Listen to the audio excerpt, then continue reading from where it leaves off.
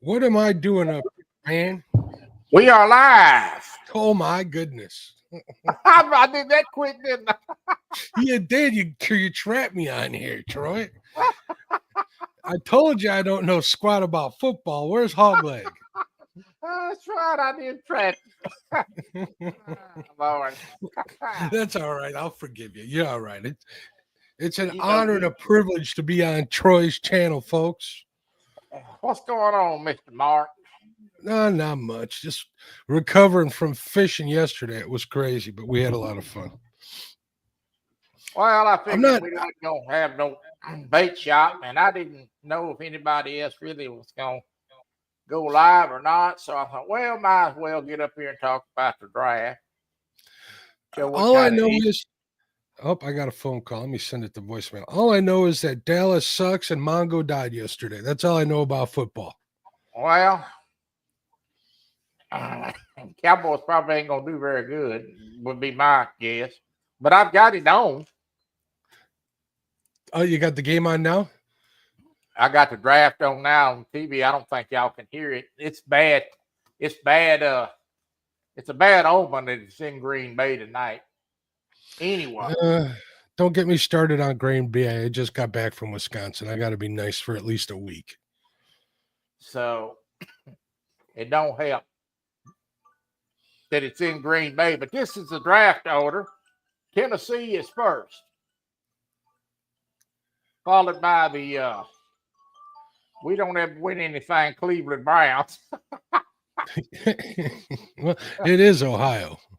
Yeah, and then the New York Giants, New England, Jacksonville, the Raiders, the Jets, and the Panthers, followed by the Saints and the Bears. That's the top 10. Mm. And Don't let's think I'm a say, Bears fan. Don't think I'm a Bears fan anymore either, because that would be a lie. unless they juggle it around, which they usually do, be some kind of trade. So we'll just sit back and see what unfolds. Let me call a few people out. Then we got folks coming in. There's my friend Chris Everett. Good to see you. Polar Bear Chad. Dallas drafting a want or a need. Well, depends on how much scotch Jerry Jones has had. Wabash State is here. There's my friend Kelly Bullock. Jacob Hagan is here. Sandy Toes is here. And Mark is here. That's me. Let me turn on some more light in here because I look like I'm sitting in the dark. Well, I am kind of. Of course, Dallas got a lot of needs. They need a running back. Will they draft one? Alvin Lewis, go Raiders. I figured you was a Raider fan. Now, why would you? Raiders are in LA still, right? Hey, Are they in LA or Oakland? They used to be Oakland. Now where are they at? No, I think they're in Vegas. Vegas, that's right. Yeah. Ain't no telling what they'll not be. They'll not be in North Dakota tomorrow. Up Las Vegas. Been to Las Vegas. It was fun, but it's overrated. Oh, that's right. That's right. You did get a team, Alvin Lewis. Raiders. Well, enjoy them now while you got them because they won't be there long.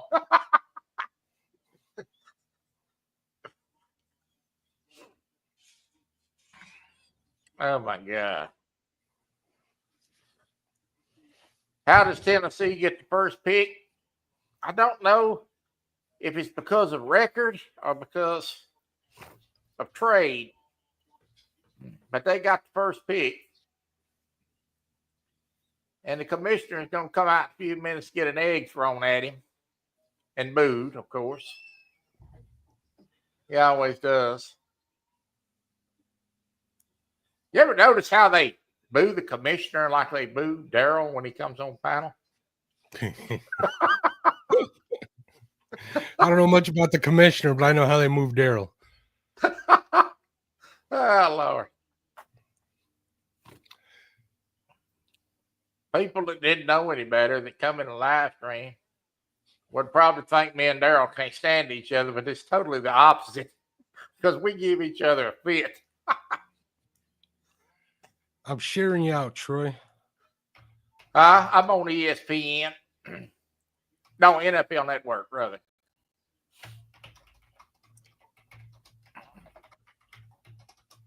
Our year is coming. Question is whether you and I will be alive to see it.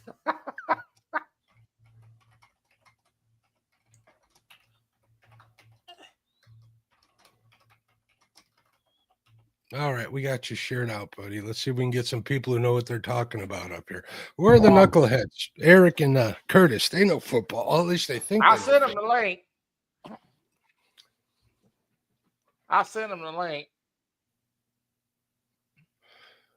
Yeah, you think you'd be able to get Uncle Lou up here for this?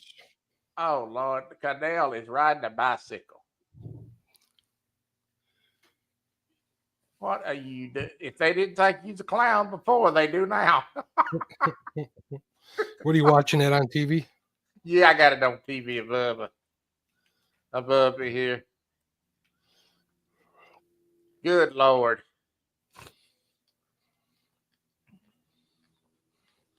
So how long is the draft for? Does it usually take all night or what? I think it runs 2 hours tonight, and then tomorrow they'll pick it up.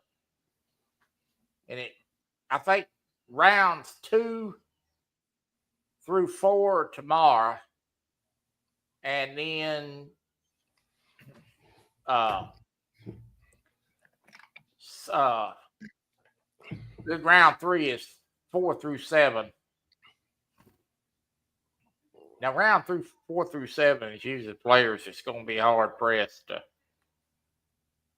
win a spot on the team.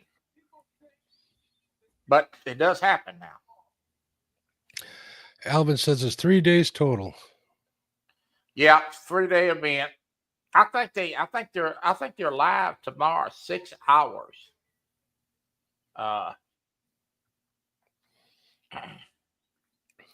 They drag it out. Lord have mercy. It's kind of like a 2-stand stream. Yeah, except they're never late. This is true. You and Hoglate were late last night. I was trying to go to bed. I'm waiting. Well, you know what happened last Friday, don't you? Friday night I got on. I was gonna go and watch Stan a little while. Got on YouTube and I looked for the thumbnail. I couldn't find the thumbnail. I'm gonna put the link in chat. Somebody wants to come up. And I looked, and I'm like, ain't no thumbnail up here. Something happened, Stan not gonna be live. So I sent him a message. I said, hey, are you doing your show tonight? And he's like, yeah, why? And I said, there ain't no thumbnail up there. He's like, oh. He had to run for the thumbnail. He said it should be up there in a few minutes. You know, I did that once for setting up a Panfish Nation show. I set it to private because we were testing some stuff out, and I never turned it back on. Me and Lyle went through maybe like 10 minutes of the show, and no one was showing up until I remembered, oh, yeah, it's private. I turned it back on. There was everybody hollering at us. Well, you see what I did today, right? Uh-huh. I changed games and forgot to put the second game screen up. Yeah, I thought you were talking actually about a real Moser or Mauser. I'm just going along there taking apart that virtual gun on that live, and nobody's, and I'm thinking, and then somebody said something about we can't see what you're doing, and I'm like, well, why y'all wait 10 minutes to tell me that? We had no idea what the heck you were doing. I said, I guess. I don't know what they thought I was doing. I said, for future references, if I don't put the game screen up there, I'm physically handicapped, not mentally. I just forgot. I'm the other way around. Actually, I'm a little of both. How about that? I'll take that. Oh, Lord. Yeah, I came in there, when you're on during the day, I'll usually stop and take like a lunch break or something from working here at home. And I saw the boxing thumbnail, and then I go in there, I'm like, well, he's not boxing. I don't know what he's doing, but he's just talking. So we'll see what he does. We'll give him some ribbon and see how it goes.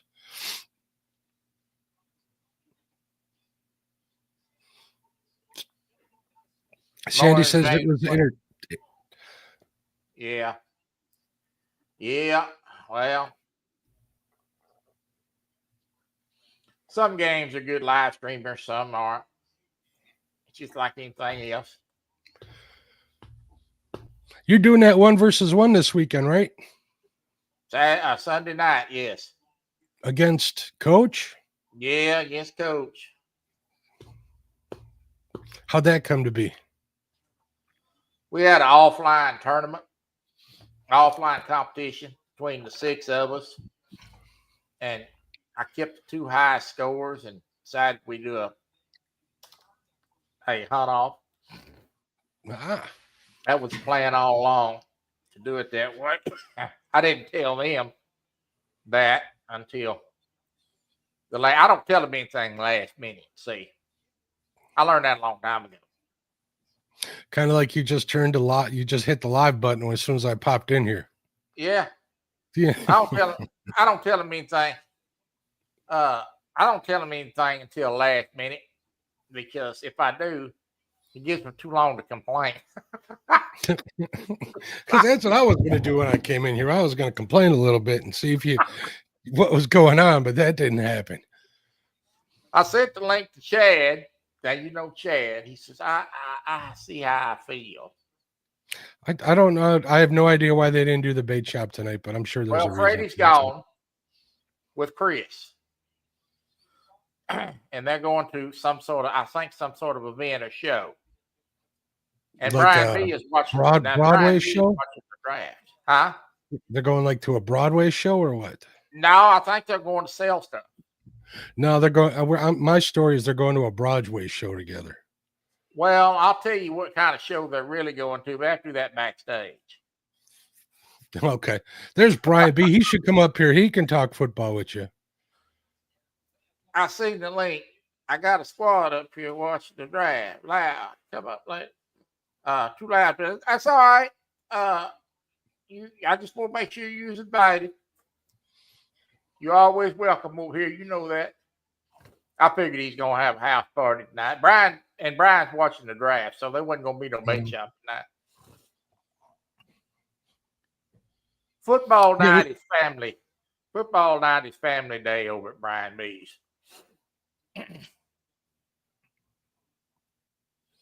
Hockey was big at our house. My dad watched football, and that's about it. Football and hockey. That was all he watched. So, when you going to start fishing? I fished yesterday. Okay, when you going to start hitting that live button then? I was in a friend's boat, so I kind of don't feel comfortable going live on his boat. Plus, it was the first time I've been out salmon fishing. I had like 2-foot swells. It was kind of rough, but it was fun. We put a bunch of fish in the boat. We got a 3-man limit, got them all filleted up in the freezer. So I'm a happy man, and I think I'm hooked. So I've been looking at gear to get all rigged up for that, and that's going to have to wait. And I'm going to need a lot of super chats to pay for all of that stuff. So maybe we'll start going live here soon in my boat up on the river. So mostly it's determined by record. Who lost the most games? Okay. Sandy Toads is asking about the draft. And so the biggest loser gets the best pick? That's generally the way it works.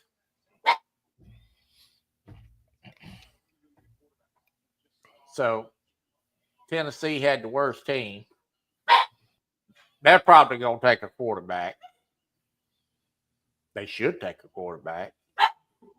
And they'll probably draft Cam Ward, but can't ever tell. And they can do trading and stuff, right? For draft picks? Sure. They trade up or down the board, trade picks, trade players, trade future picks. There'll be a lot of phone calls made tonight, a lot of wheeling and dealing. Probably some money changing hand. I wouldn't be surprised. Oh, I'm sure of it. I'm sure of it. But this really is the kickoff. Would you hush? This really is kind of the kickoff of everybody getting their hopes up that their team is going to be better.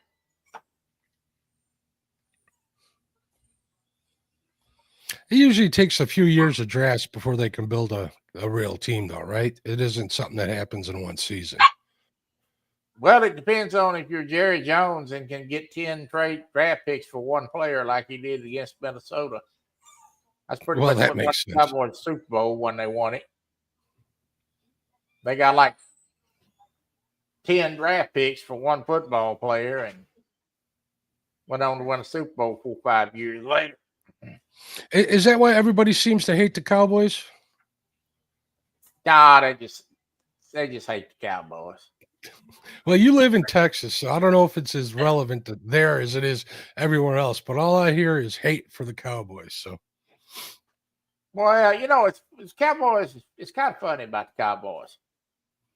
You know, everybody hates them until they start winning, and then they don't hate them. Either you usually hate when them a worse, team, or you jump on the bandwagon. usually a team that you hate starts winning, people start hating a little more. In my past experiences, so Well, it kind of depends on where you're from. that could also be a Chicago Green Bay thing. So Chicago and the Bears and the Packers, they hate each other. Now, if you live north of Oklahoma, the hate for the Cowboys is probably a little more real. Mhm. But if you live on this side of Oklahoma, on the Texas side of Oklahoma, then the people in Texas that say they hate the Cowboys usually jump on the bandwagon, and then people in Oklahoma usually love the Cowboys. But right now they're losing, so everybody hates the Cowboys. This is the night that Dallas wasted another pick. I hope not. Brian seems to agree. Cam Ward, yeah, goes to the Tennessee Titans. Son, I hope you can run fast because with that offensive line up there, you're going to be running for your life. So, Troy, do you play fantasy football? I do. I usually play with Brian and his crew. I've been playing the last 2-3 years. And how'd you do? Oh, well, not very good, but I did beat Brian B. That's my Super Bowl to beat Brian B.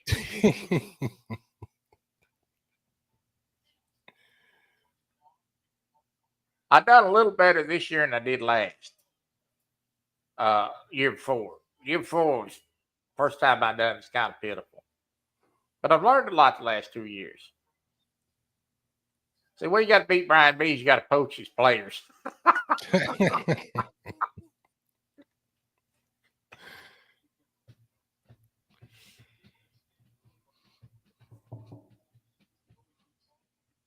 So, how many people do you pick on a team for fantasy football? How does that go? Explain it to me.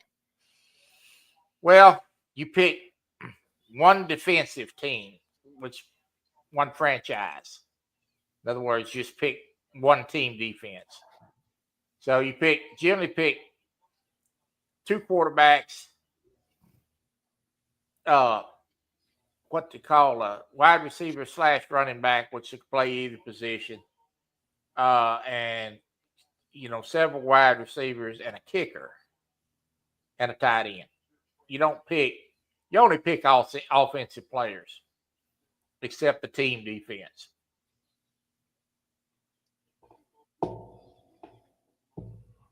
And they can be from any team, right? Right. As long as they're available, guy right? that refused to play? Well, that's a contract kind of a negotiation. There has been players that don't want to play for certain teams. They usually try to move them, or that happens, but it doesn't happen that often. Usually these young men are just glad to be in the league and try to get their foot in the door. You do have troublemakers that sometimes come in and don't want to follow the norms, if you would, Mhm. and then they get themselves usually in trouble.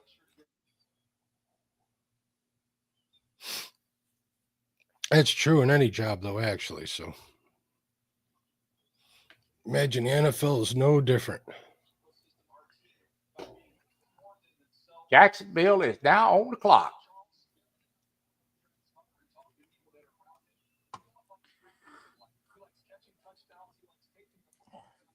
You know, this draft is sort of an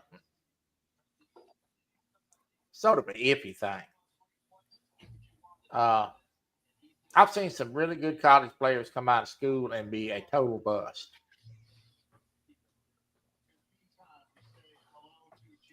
And I've seen some 4th and 5th round draft picks that have turned out to be great football players.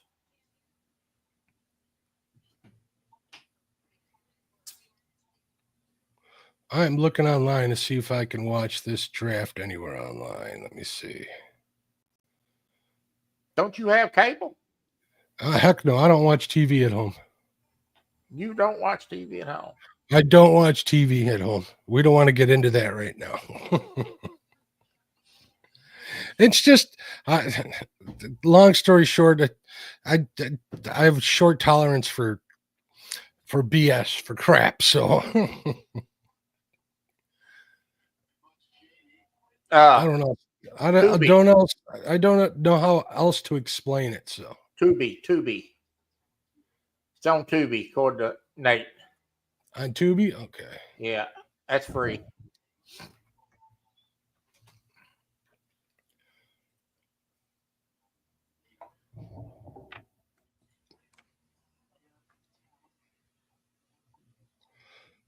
You know, well, I watch the news until I get sick of it and change it.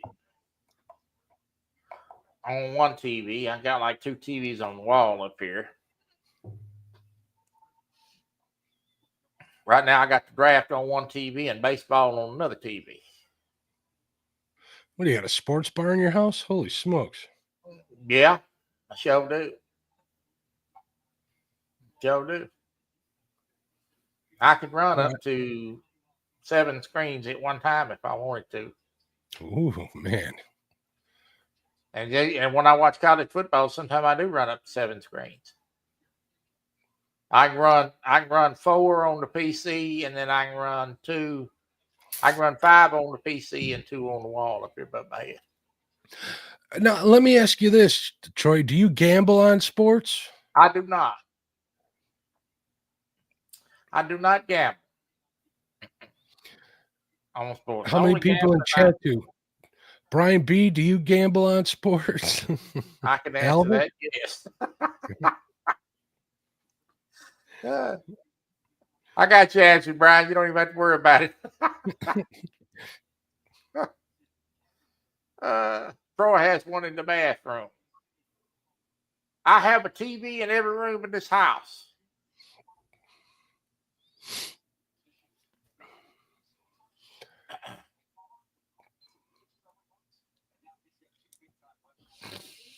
I got something else in every room of this house, but I'm not going to say that word because YouTube might ban you.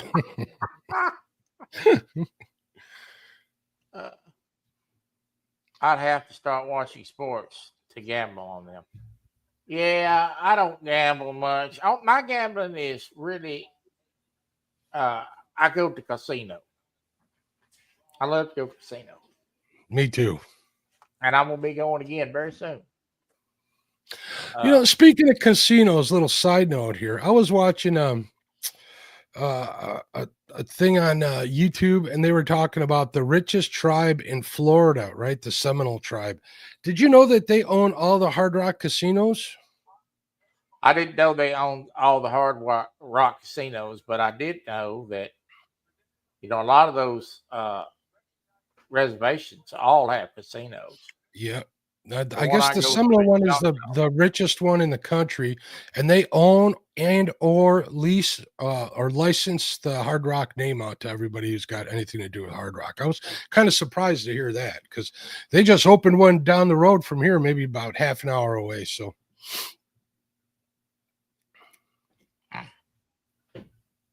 Here's Jacksonville's pick.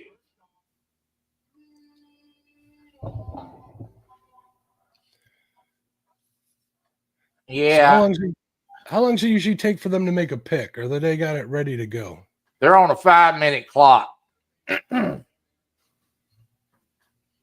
tomorrow that will, I think, get cut down to 3 minutes.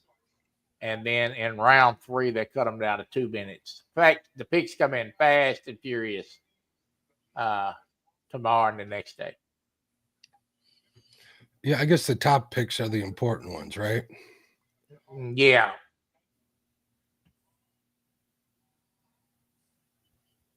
So they pick a player and then they make them the offer for payment or what they're going to pay them. Well, they they offer them contracts, but there's kind of a scale of, depending on how you get picked, of what you're going to kind of expect to get paid.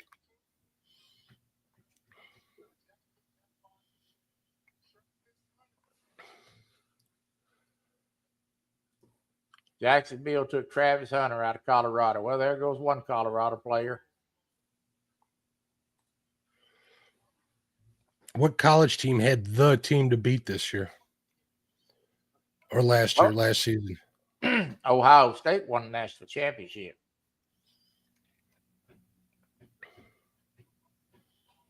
But I don't think you'll see many of those players get picked. Why do you say that? Well, it's just too many fast guys. These top teams are looking for guys that can add either by throwing the ball or running the ball or catching the ball. They're looking for explosive players, and a lot of Ohio State team football players are good players.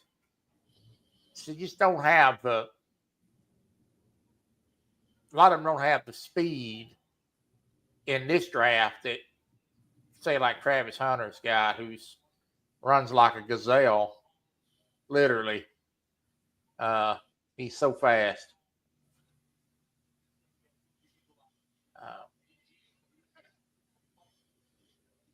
They're trying to build an offense. You know, they got a quarterback. Now they're trying to get a wide receiver. Are there times when you're disappointed with your players? You bet. You bet. There has been many of armchair quarterbacks sitting on draft day screaming and throwing stuff at the TV by some of these draft picks.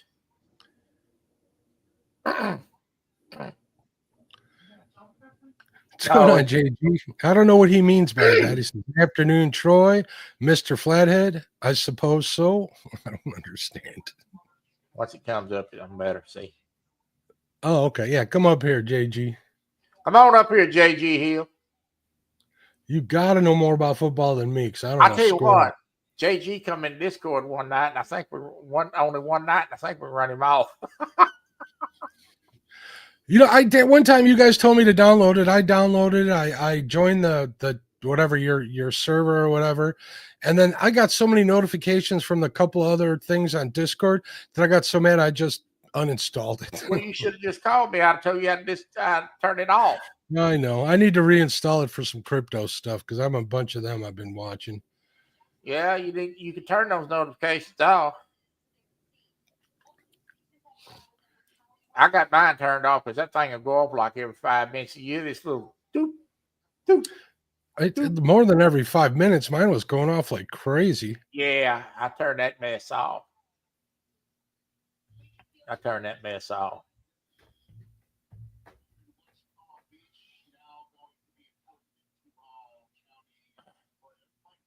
That Discord works great if you're going to do multiple live streams and don't want to, have to pay for it. So let me ask you this: is that how you use OBC or whatever it's called? It goes through OBS, yes. Discord.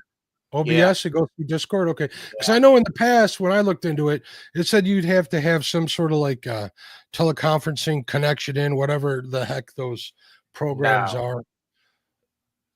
All we did was set up a voice channel. It's simple to do. I mean, you can do it in literally 30 seconds. And then once you add everybody to the voice channel, then they go in the voice chat room and then they can share their screens or share their game screens or whatever we're doing. I have all those screens up there. I'm not using StreamYard or anything like that. I'm not using any pay by the month type thing. Mhm. No. Yeah, StreamYard's nice, but is it worth the money? No, not really. Not for $45 a month. Yep, not at all. I think I'm gonna end my monthly subscription to that and just go live on YouTube and be done with it. Well, I found a program the other day that you can actually use OBS and add a guest. It's called Voodoo. Voodoo. And what you do is you send a link from Voodoo, and they can click on that link, on the Voodoo link, and it'll take them to your live stream that's on OBS. Now, the only thing is when you bring them on stage, you got to size the screen, to put them up there. Yeah, you got to do all that. You got to make a scene. I know in OBS that you can use what are those? What's that program that everybody used for work to have conferences with? Teams. Not just Teams, the other one. Skype. Like people have Skype meetings, you can have people Skype in, and then you can port that through OBS, and then have OBS go through YouTube that way too. I know. I just never Skype got no around longer to it. exists. Yeah, Zoom as well. It's the same thing. Zoom and Skype, either one.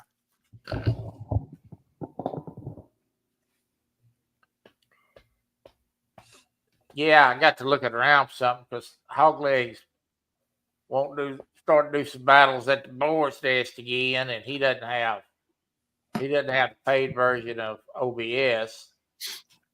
I mean of StreamYard, and we're looking for something we can do it on. So I found that. We've got to test it, but I think I can probably have it up and running in 30 minutes. In OBS, everybody says, well, OBS looks so complicated. It's really not. Mm-mm. Once you learn how to use it, I mean, that's how I do all my extra videos, my intros, my stuff for my show, and whenever I want to put up photographs or etc. It's not hard to use, and it doesn't take long to set it up. And once you set it up, I mean, it's just barely reaching over and pushing a button. Mm-hmm.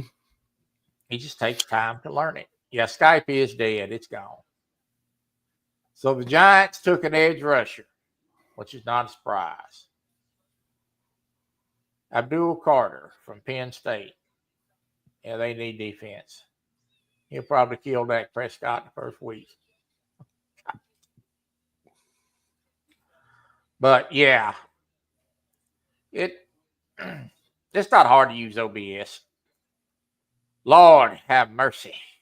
You need a necklace like that. You need a muumuu like that, Troy. What? Like the guy walking down the aisle right now or whatever, walking up to the stage. How you know I ain't got one? I want to see it.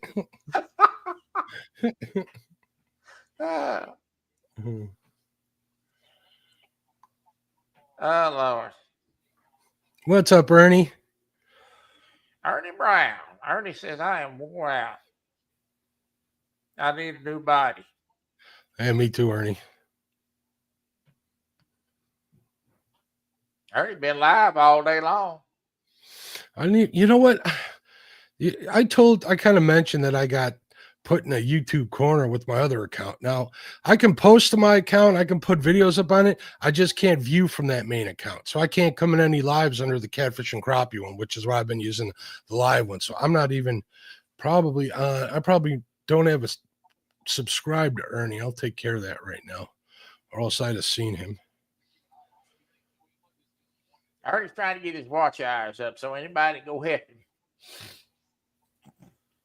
All right, Ernie, we are subs. So if I see live, they told me it'll be a couple of weeks. They couldn't give me an exact time, but I actually got a hold of somebody in customer support via live chat, and they were very standoffish. They just don't want to tell you what anybody did or anything wrong, because if you don't know what they're punishing you for, you can't fight it, is what I'm thinking. I didn't even think you'd been on live on there in a while. I haven't. I think it's okay, after being on this chat with them for like an hour and a half, almost 2 hours, she kind of led to the point that said I was trying to circumvent the ads system on the viewer part. So I think they thought that I had an ad blocker or something running, but I don't. So that's the only thing I can think of. I haven't been doing lives. I haven't been, talking crap or trolling any channels. I haven't even been making comments. I just leave thumbs up and head out on my way these days. So I'm guessing it's something like that they got me for.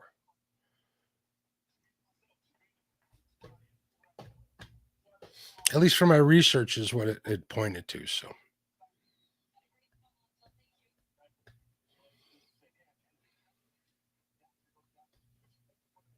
Ernie says he's been gardening already. We had our first nice day today, Troy. It's been crappy forever. And today yesterday it was like 55 degrees, sunny out towards the late morning. So it wasn't too bad. Did I lose you? Are you frozen? Oh, no, there you are. No, I'm here. I'm just looking up TV. It's been raining here today. It's out there mowing the grass in the rain again today. I ain't never seen much people mow the grass in the rain. Well, I know I've done it in the past. Let's say I'm going out of town and it needs to be done. I'll do it in the rain for a reason like that, Ain't nobody sleeping, Alvin Lewis. Go to bed.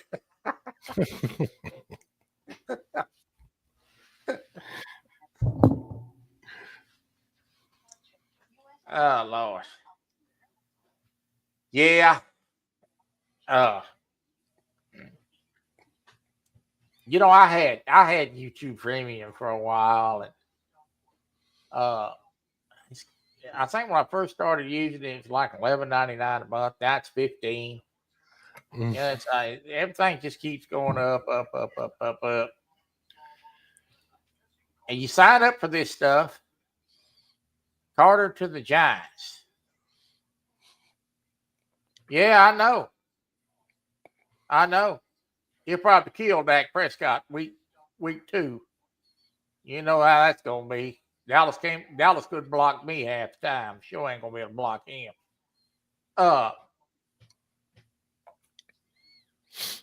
Everything keeps going up.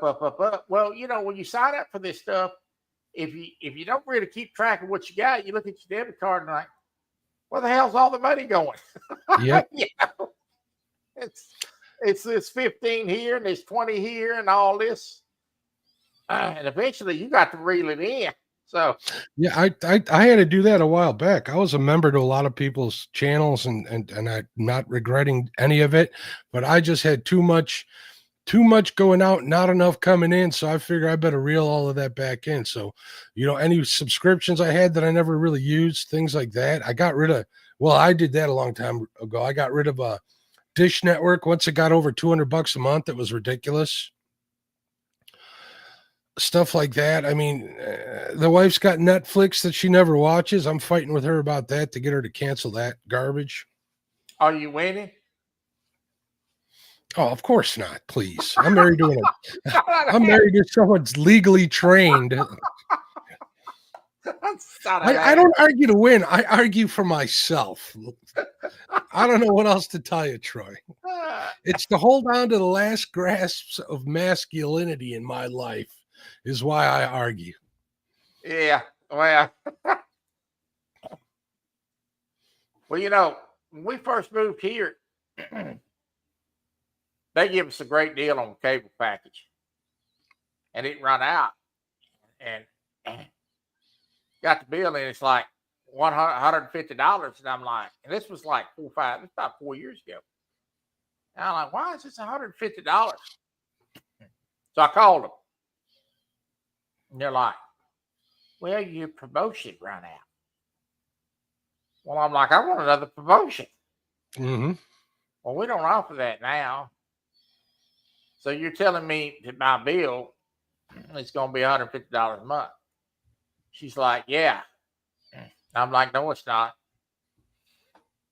I said, it's either promotion or zero, one of the two. So we used YouTube TV for a long time. We used YouTube TV almost 2 years.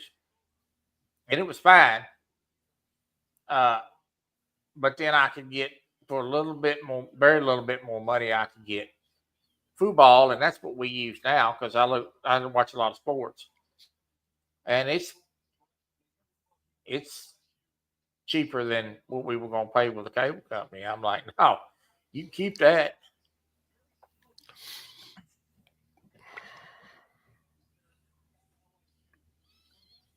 So we don't have cable. We have streaming. We still have back when HD was over the air only, when a long time ago, I'm going to age myself. I put an HD antenna up in my attic that I can still get a signal on if I needed to, but I never bothered hooking it back up. But if I wanted to like watch the Super Bowl or something, I could definitely do that through that. So, but to be honest, if I go to watch the Super Bowl, it's usually at someone's house. Somebody always invites me, so I'm blessed in that way. So I don't need to have it here.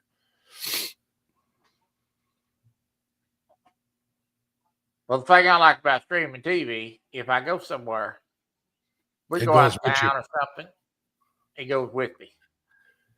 I got a device to watch it on.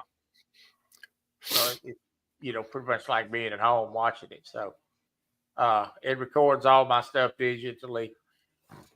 I don't have to worry about, the weather knocking the cable out.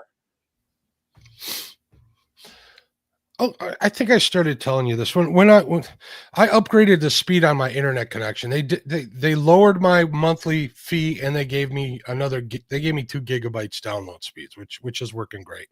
But they also threw Peacock in with the deal. Yeah. So I got Peacock at home, and I started watching that Yellowstone. I watched that from start to beginning. Oh, what a letdown! But still, wasted about 3 days of my life watching it. That's why I don't watch TV, to be honest with you. Last time I did that, I binged watched, what was the name of the show? Lost from start to beginning, or Sons of Anarchy from start to beginning. It's like, no more. Yeah, I watch Home Patrol Live on Peacock every weekend. Yeah. Watch that.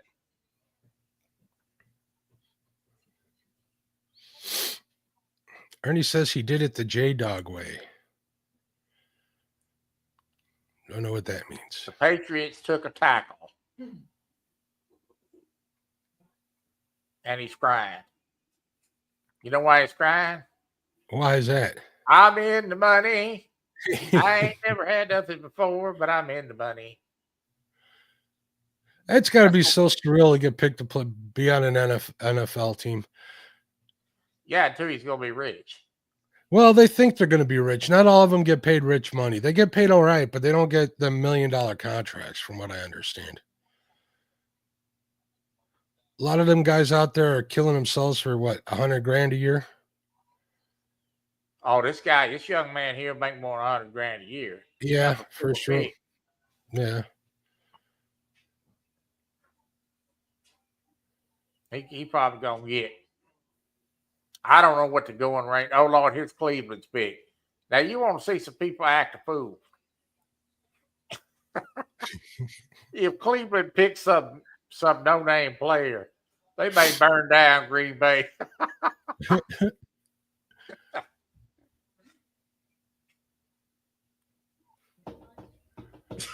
Hey, Cleveland, Cleveland has made some picks over the years, boy. I tell you what.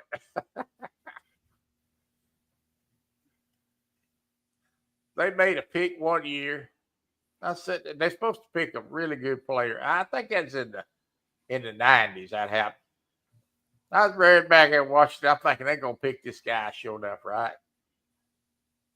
They picked some no-name player. I thought they was gonna ride in Cleveland. If people get mad at that, oh Lord. We have riots every weekend here in Chicago. All the kids come off the red line here on the south side, go into downtown, and it's crazy. Only they don't. You'll see it on Twitter. You won't see it on TV.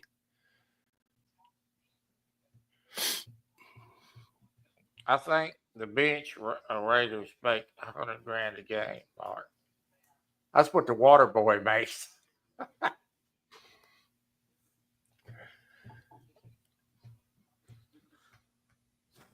Yeah, they picked that no-name player, and they started. Everybody's like, "Who?" I'm like, "Who?"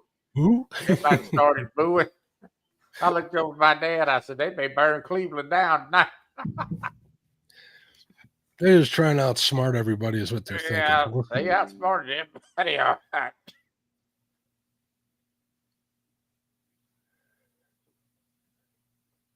Well, they took a defensive tackle.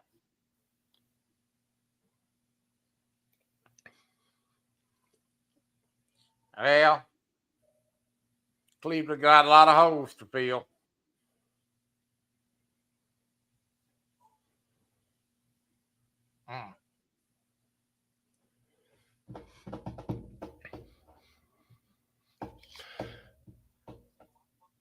Alvin says the Raiders are next. I hope Jerry Jones ain't drunk, does the right thing tonight.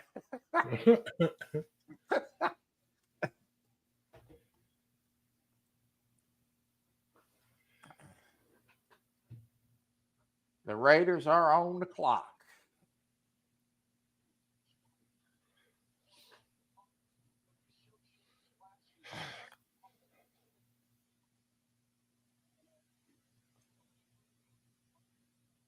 The Raiders, the Jets, Carolina, New Orleans, Chicago, San Francisco, and Dallas.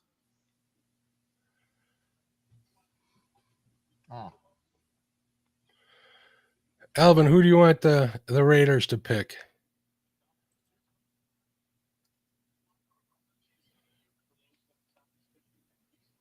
You think it's going to be Sanders? Well, you might be right, Alvin. A lot of drama going on with Carr right now. I can tell you who it won't be if you'd like to know. I can tell you who they will not draft. It will not be Alvin Lewis.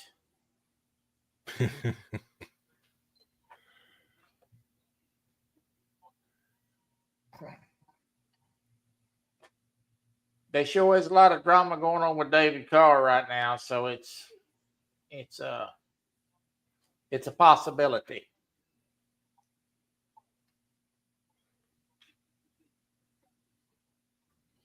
You said who? Who? Yeah. They have an unsettled situation in quarterback, I'm afraid.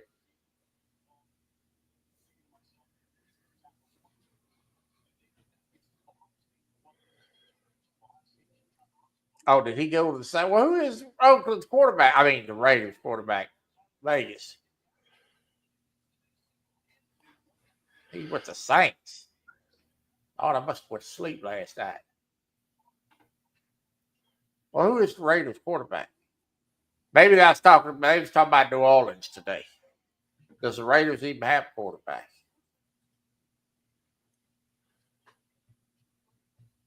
I think there's a lag on mine because it's just now showing that the Raiders are up next. You know, my camera keeps going off, and I can't figure that out.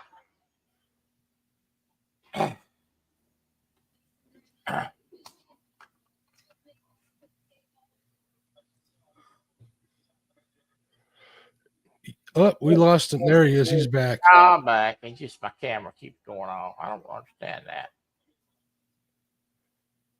It doesn't like you running 7 TVs as once. I think something's going wrong with this camera. It's been freezing when I do my lives too. Uh-huh. I don't know what's wrong with it. You see how I got the blur effect behind me? Yeah. That's done in my webcam, right? And like today it'll work and tomorrow it won't. And it'll be on in the settings, but I don't know why it does that. And then the other day I went on here and I was like up in the corner of the screen. I don't get it. Well, I don't know. Mine's been freezing, and I don't know why it's freezing.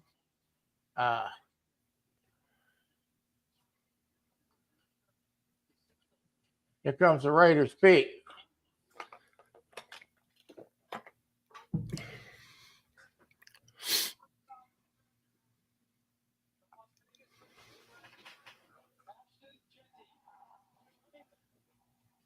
Yeah.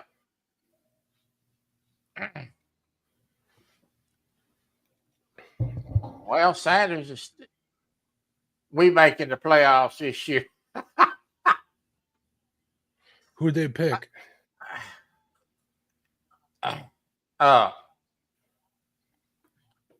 Genty out of Boise State at running back. He said we making the playoffs. I wouldn't break out the wine just yet.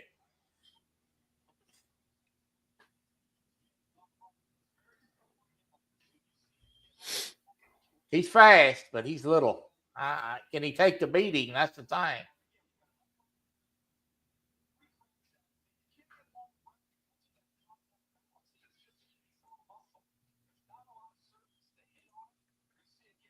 Only thing about them small running backs, small stature running backs, can they take the beat? He looks strong, though.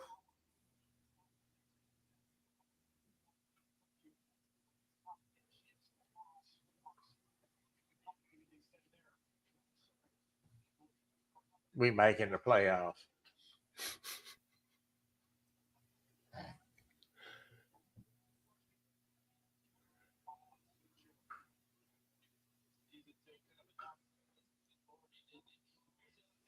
Yeah, mine's got to be lagging. It says it's live, but it's not because the Raiders are just now making their pick on my screen.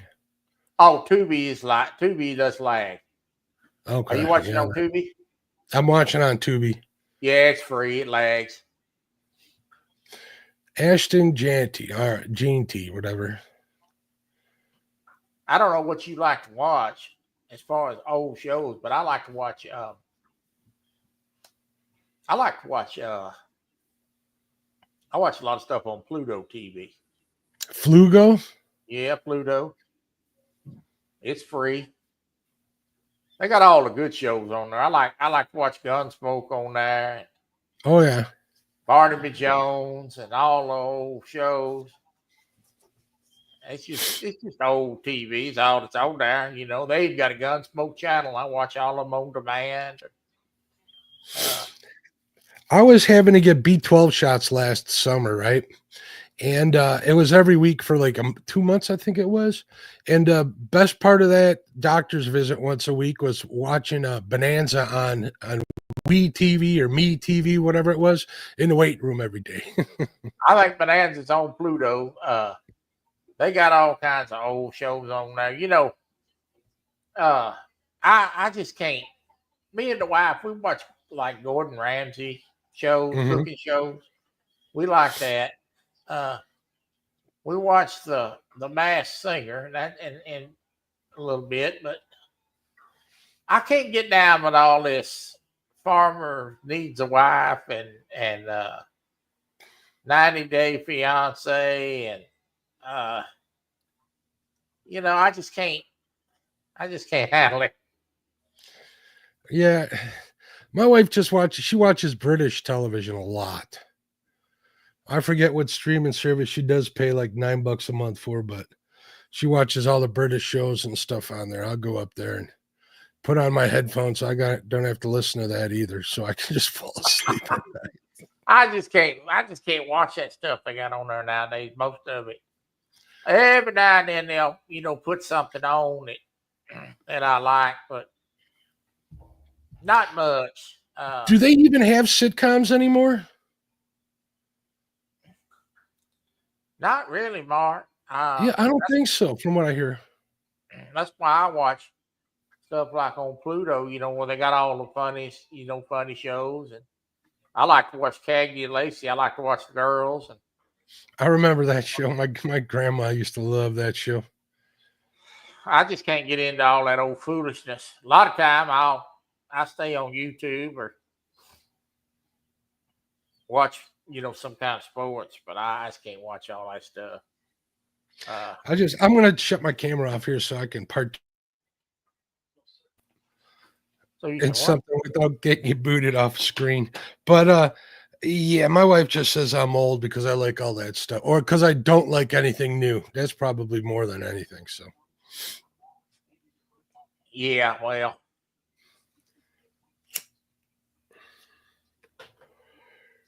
my wife don't watch that stuff either. She watches cooking shows. Now she watches the baking show. She likes to watch the British Bake Off and oh yeah. stuff like that. But I don't watch that foolishness. Well, we used to watch that Food Network all the time when we had it, and then it turned into like weird game shows and stuff on there. It wasn't really that good.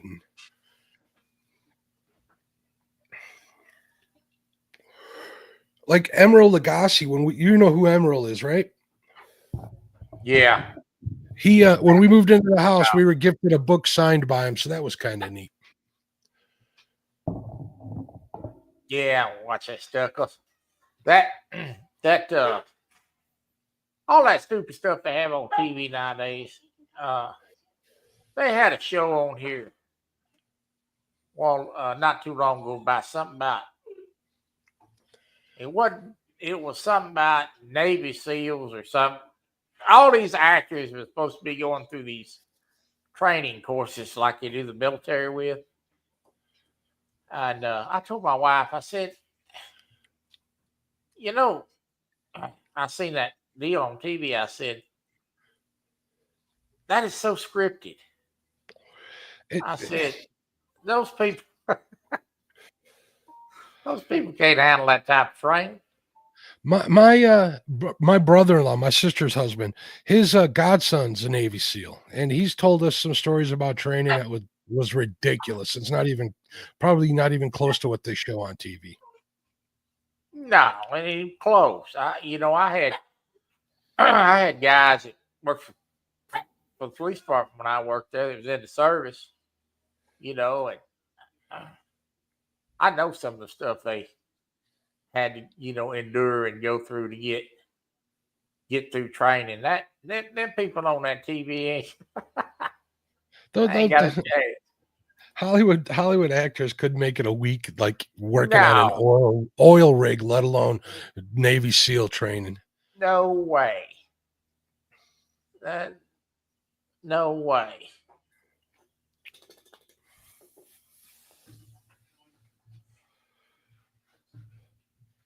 Some people that do some hard stuff for a living, and it isn't acting. I had a guy that had been in the service that worked with me all his life. He'd been in and out of the service. And he was a federal police officer through the week, and he worked for me on the weekend, I had this little young man that's working for me down there that enlisted in the military.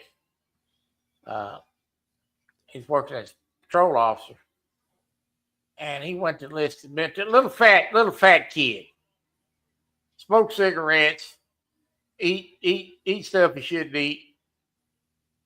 My partner tried to tell him, he said, son, you need to get yourself in shape before you go off this military. He said, you need to stop smoking them cigarettes and eat them donuts. They gonna kill you down at boot camp. I'll make it. He didn't make it. I knew a young man just like that who went into boot camp, and they straightened him out, and he was in the what was he in? He's in the Navy for 8 years, I think. he came out, he's felt looking good, all muscles. In 5 years' time, he was back to where he was when he went in there. Yeah, that young man didn't make it. He couldn't make it physically. He said, man, he said, I went down there. He said the first 2 days he thought, hell, I'm in trouble. I ain't gonna make it. And he was out of shape. He didn't make it. He come back, walked in the office one day, and I said, what you doing here? He said, man, he said, I couldn't cut it. I said, well, he said, I gotta come back to work. And I'm like, well, yeah. I said, you gonna go back and go try it again? Oh, yeah. He said, ain't no way. He said, them people down there kill you. He said, I'll stay up here and work in this patrol car and eat these donuts. He said, man, they wore him out down there. He said, second day, he said, I knew I wasn't gonna make it, Cap. He said it was obvious that I didn't have the physical strength to make it. What's going on, Matt? How you doing, sir? He's making fun of your Cowboys, Troy. Oh, yeah. They ain't made a pick yet. Y'all at least let them blow it first. I'm wondering how much scotch Jerry Jones has had. Now, you'll be able to tell here in a little while. You got New Orleans, Chicago, San Francisco, and Dallas. So in about 3 picks, we'll be able to tell you how drunk Jerry is. If he picks a project player, he's drunk. He's drunk. Oh Lord, we don't need. So no did project. you say today? Did you say this afternoon that you were going to go fishing, Troy? I am. My brother is getting a divorce. He's been married for years. They're getting a divorce, and he right now he's fixing up a house and to sell. He's going to go buy him an RV and a truck. And that's what he's going to RV in. Which, if I was a single man, that's what I'd be doing. If I wasn't in a wheelchair, of course. And he's going to come up here and we're going to go do some bank fishing. I only live a half mile from the lake. I can be down to the water in 10 minutes. Hello, Melissa. How you doing, dear? And John has done sent me an Ancient Mariner spin cast reel. John Cyclone, right? Sure did. And that thing come in the mail, and I thought, my wife come in that package. She said, what'd you order? I said, I ain't ordered anything. She said, well, it's got your name on it. I said, I don't give a hoot what it's got on it. I ain't ordered nothing. She said, well, she opened the box up, pulled it out. She says, yeah, sure you didn't order anything. What is this? And I'm like, I did not order that. And I said, let me see that. She opened it up, and I knew when I saw it that John had sent it. She said, who sent this? I said, John. And I said, I'm going to have to get a hold of Lance, figure out how I send that man a thank you. So I got on there and I thanked him, sending me the reel and everything. And he said, oh, you're welcome. He said, enjoy it. He said, but be looking at the mail. There's something else coming. That's all he said. I don't know what else is coming. So, but yeah, we're gonna go fishing. I've got to get with Freddie, and I need to get me some hooks, few things. But well, I got Creel sent me. I'm actually looking for him here. I could probably go 1-to-1 with Hogleg on Desk Challenge. Remember when he was doing that? Who was he doing that with? Seeing who had more stuff on their desk? Oh Lord, that was Ernie. What, Ernie? Here we go. Yeah, Creel sent me these hooks. Yeah, so I'm gonna have to get me a little bit of tackle for catfishing because Well, what I was telling John was, I said, yeah, I said, I'm trying to come up. I need to buy one long rod. I said, because my brother's going and be going with me, and he can throw that thing, out there, get a good long rod, throw it out there a long way. And I said, but I got to get a reel to go. I've talked about get a Kuma set up, Mm-hmm. And he said, well, do you use bait caster or spin cast? And I said, well, I don't, or spinning reels. And I said, I don't use bait casters. I mess them up too bad. But anyway, he had that reel showed to me, and it had that big knob handle on it. So, yeah, I like those with big handle on it. So, but yeah, we're gonna start trying to go. I've got a few things coming up here. My wife's got a couple doctor appointments, and we're gonna go make a spare bedroom for him, and he's gonna come up. I'm gonna start dragging him out there and going fishing. There you go. You have fun. If you're looking, how long a rod are you looking for? Because Whisker Seekers came out with those hog seekers and 10 footers now, and they do have them in spinners too. And you can, with my discount code, you can pick one up for like $50, Troy. Yeah, probably something at least 10 foot. Something we can get out there a long way. And he's got a couple of 6 footers, but when you're bank fishing, you need a long rod. Really something you whip it out there a long way. And I think the spot we're at, it's a decent spot. But we're gonna try to go and do them fish can be right under your feet too, right, Troy? You know that, right? Oh yeah. But I went from fishing 4 or 5 days a week down to pretty much nil. Mm-hmm. And the Panthers took a wide receiver, McMillan, out of Arizona. All the wide receivers and the running backs are flying off the board.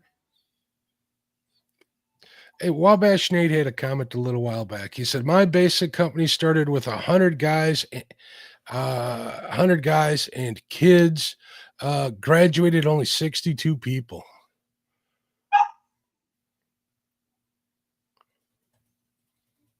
I want to make sure we didn't forget that one. So that tells you how rough it is.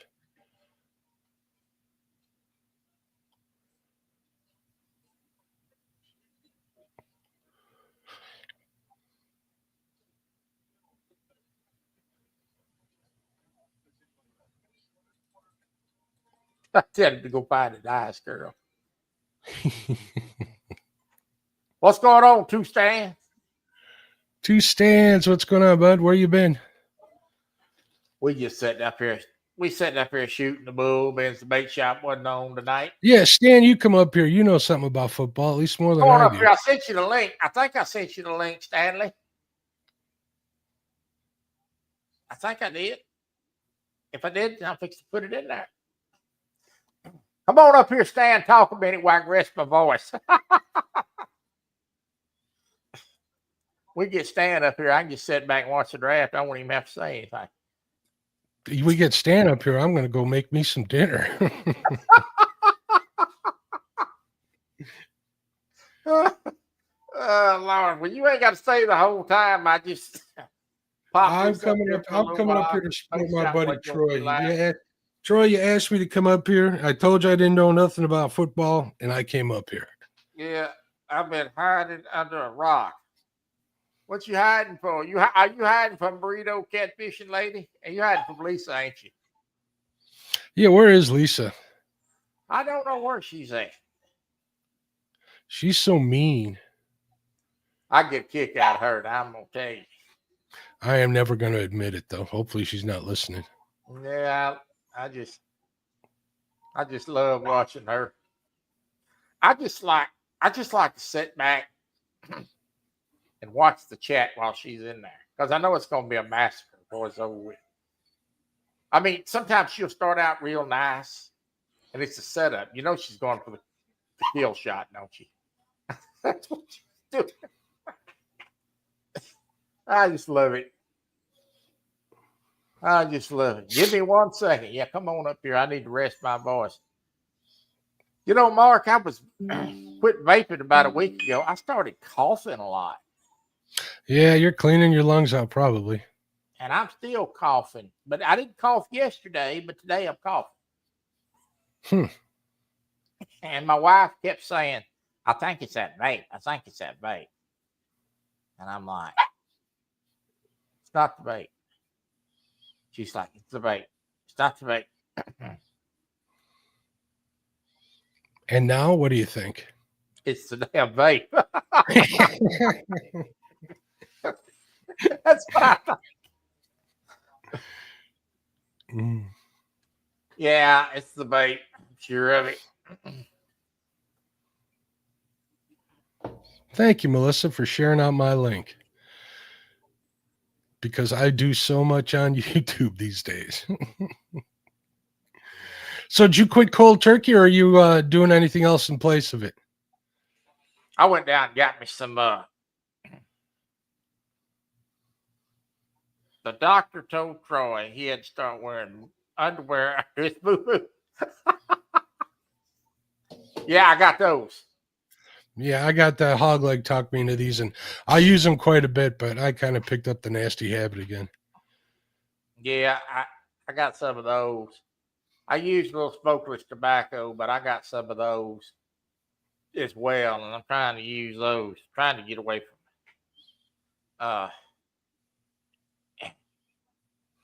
you know, I think Alvin's got a sister. I think her name is Lucy. I've got a troll in my chat. It's coming in talking all sweet and honeyish to me. Talking about how many kids we've got together. I think it's Alvin Lewis. Alvin would never do nothing like that. Yeah, he would too. He's been after me ever since I made him. I sent him a picture, and there comes Matt. Let me let Matt in. Who, me? Yeah, you. I know it's you. What's say, Matt? What's going on? What's up, Matt? How you doing, bud? How's it going, Mr. Mark? Pretty good, pretty good. You have a good trip the other day? A fantastic trip, but I forgot how difficult it is to stand in a boat in 2-foot waves for 4 hours. You feel like you were still on the boat when you got out? No, I just am sore from trying to stay steady in it. You know what I mean? Like my back's killing me just for rocking, trying to stay stiff. No, it was fun. It was so much fun. I was out there looking for prices of downriggers and a new set of rods. And I'm like, yeah, I don't have that kind of money. I don't care what people say. So we'll take it slow. I'll make do with what I got. I might head back out there, get another. The limit per person is 5 fish. So if I can get out there and throw some plastics in the harbors and get on what's left out there, I'll do that. But I'm not going to go out there by myself. It's pretty, it can get pretty treacherous out on that big water. So, and if I'm trolling and I got my motor running at 2.5 miles an hour and I fall out, that boat just keeps going straight. Just wave goodbye. Wave goodbye. Help you are me, not help the me. only one, Sandy. You are not the only one.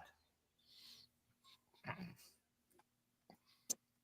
don't know how to maximize my screen.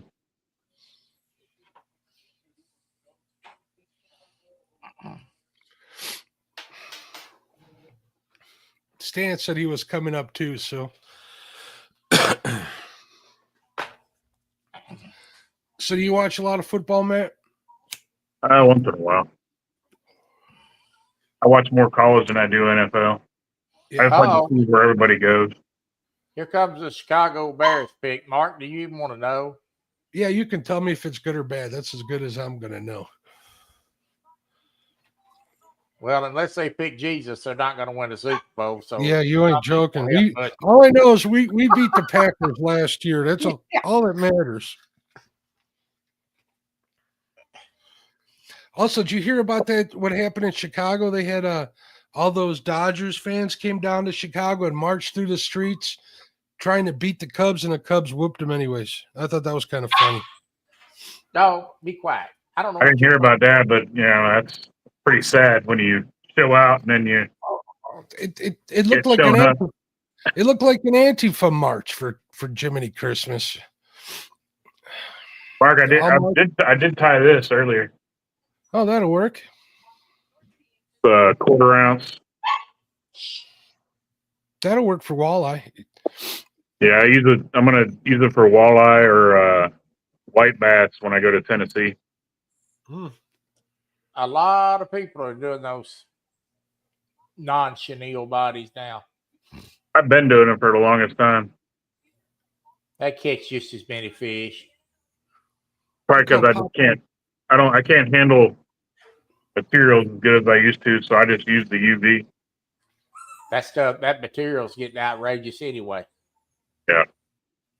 You know, I have a bunch of bucktails here. Like literally, I got 1, 2, 3 envelopes full of bucktails that Danny Stone, God bless his heart, sent me, and I got to figure out how to dye them because I need some purple, I need some chartreuse, and I need some black. I didn't see any black on those tails. Food coloring.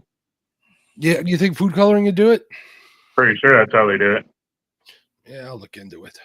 I'll do that, and I'll make myself some walleye jigs because I got the mold and stuff to pour them, so that's not a problem. It's just getting the Chanel together, and everybody's doing those Popeye jigs. Eric Massey started doing them a long time ago. I don't think he was the first, but I know that he did a lot on social media, so and on TikTok. So everybody started doing them after they seen how nice he does them. Real nice. They look really that good. doggone chenille is outrageous, and you couldn't get it, for a while. Yeah, you couldn't order anything, especially because everything was either out or they couldn't receive the shipment. I get everything through Barlow's. Fixing to happen Yeah, again too, buddy, with these tariffs. It's fixing to happen again. What? The feathers and chenille, that stuff, that's gonna happen again with these tariffs. Yeah, I mean, there's really no way around it. No, It'll all come out in the end. I'm not really. sure it will, but it's gonna be skinny to find. If you're needing chenille and stuff for jigs, you better get it now. Because make do without it. This don't end. That stuff's gonna get skinny to find. Yeah. City boy can't survive. I'll find another way. Yeah, I mean, I haven't tied a lot, so I mean, I just tie off here and there. You know, I was pouring. I have like 1,000 jigs that I poured for myself and painted, all different colors, all different sizes. I had one guy beg me to make him 1,000. It took me like 3 weeks to make them. I got him to it, and I said, I am never selling anymore again. I ain't got that kind of time.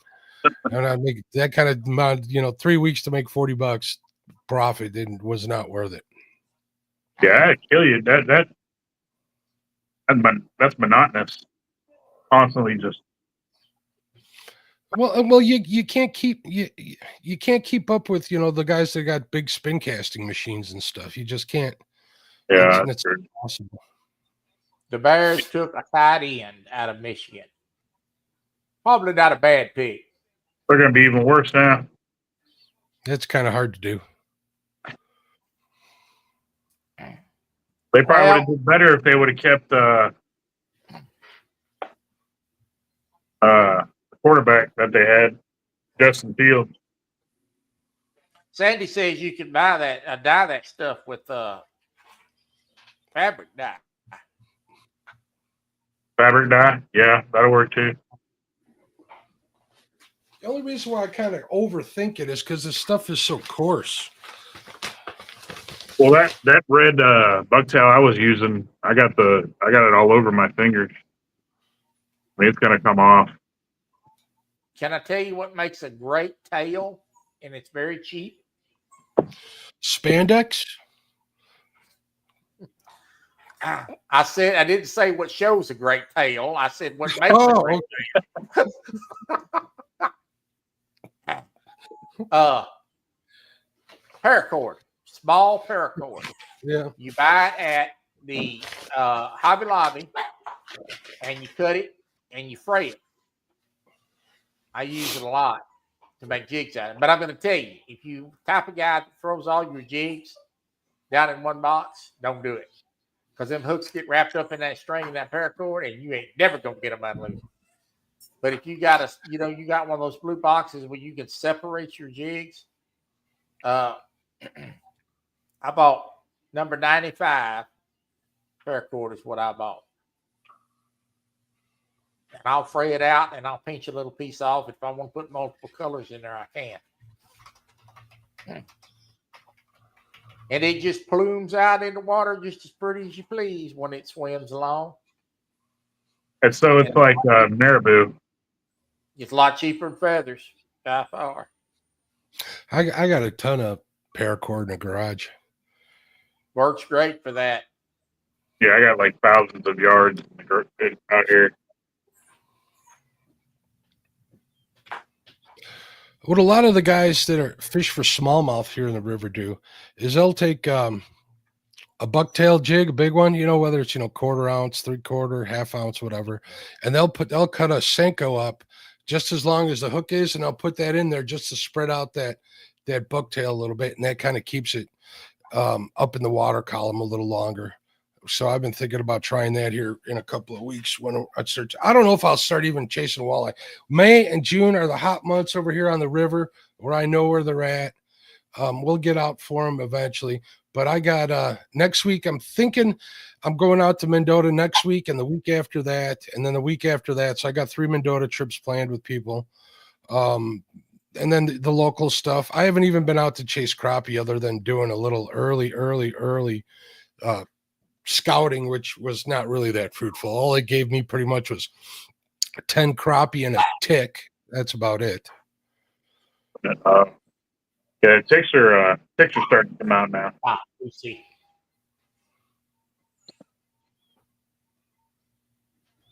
No. That dog just gets wound up. Oh, I can make my screen bigger. It looks pretty good on here. I mean, on my phone. Oh, It has the search bar and everything on there. How come you didn't hunt that fox tournament? Who, me? Yeah, When? the one I had the weekend. This past weekend? I totally forgot. You got to remind me. I don't remember anything, dude. Look here. Look what we got down here now. There's the man. Who could it be? where were you at, Stan? I didn't see you on Sunday morning. Yeah, it was Easter. So we had all the grandkids, Nice. and I couldn't let them out find the eggs. I had to go out there and show them how it's done. So Of course. You'll be happy to know that I served Lisa with papers for infringing on your intellectual property during her show on Sunday. So, well, thanks, Mark. Appreciate that. good area. Only we'll see her in court. Well, Stan, from one handicap to another, I want to ask you how long you had to hobble around out there in that yard before you got all them Easter eggs hid for them grandkids. Luckily, Stan 3's wife, my daughter-in-law Jenny, she loves all this stuff. So Good.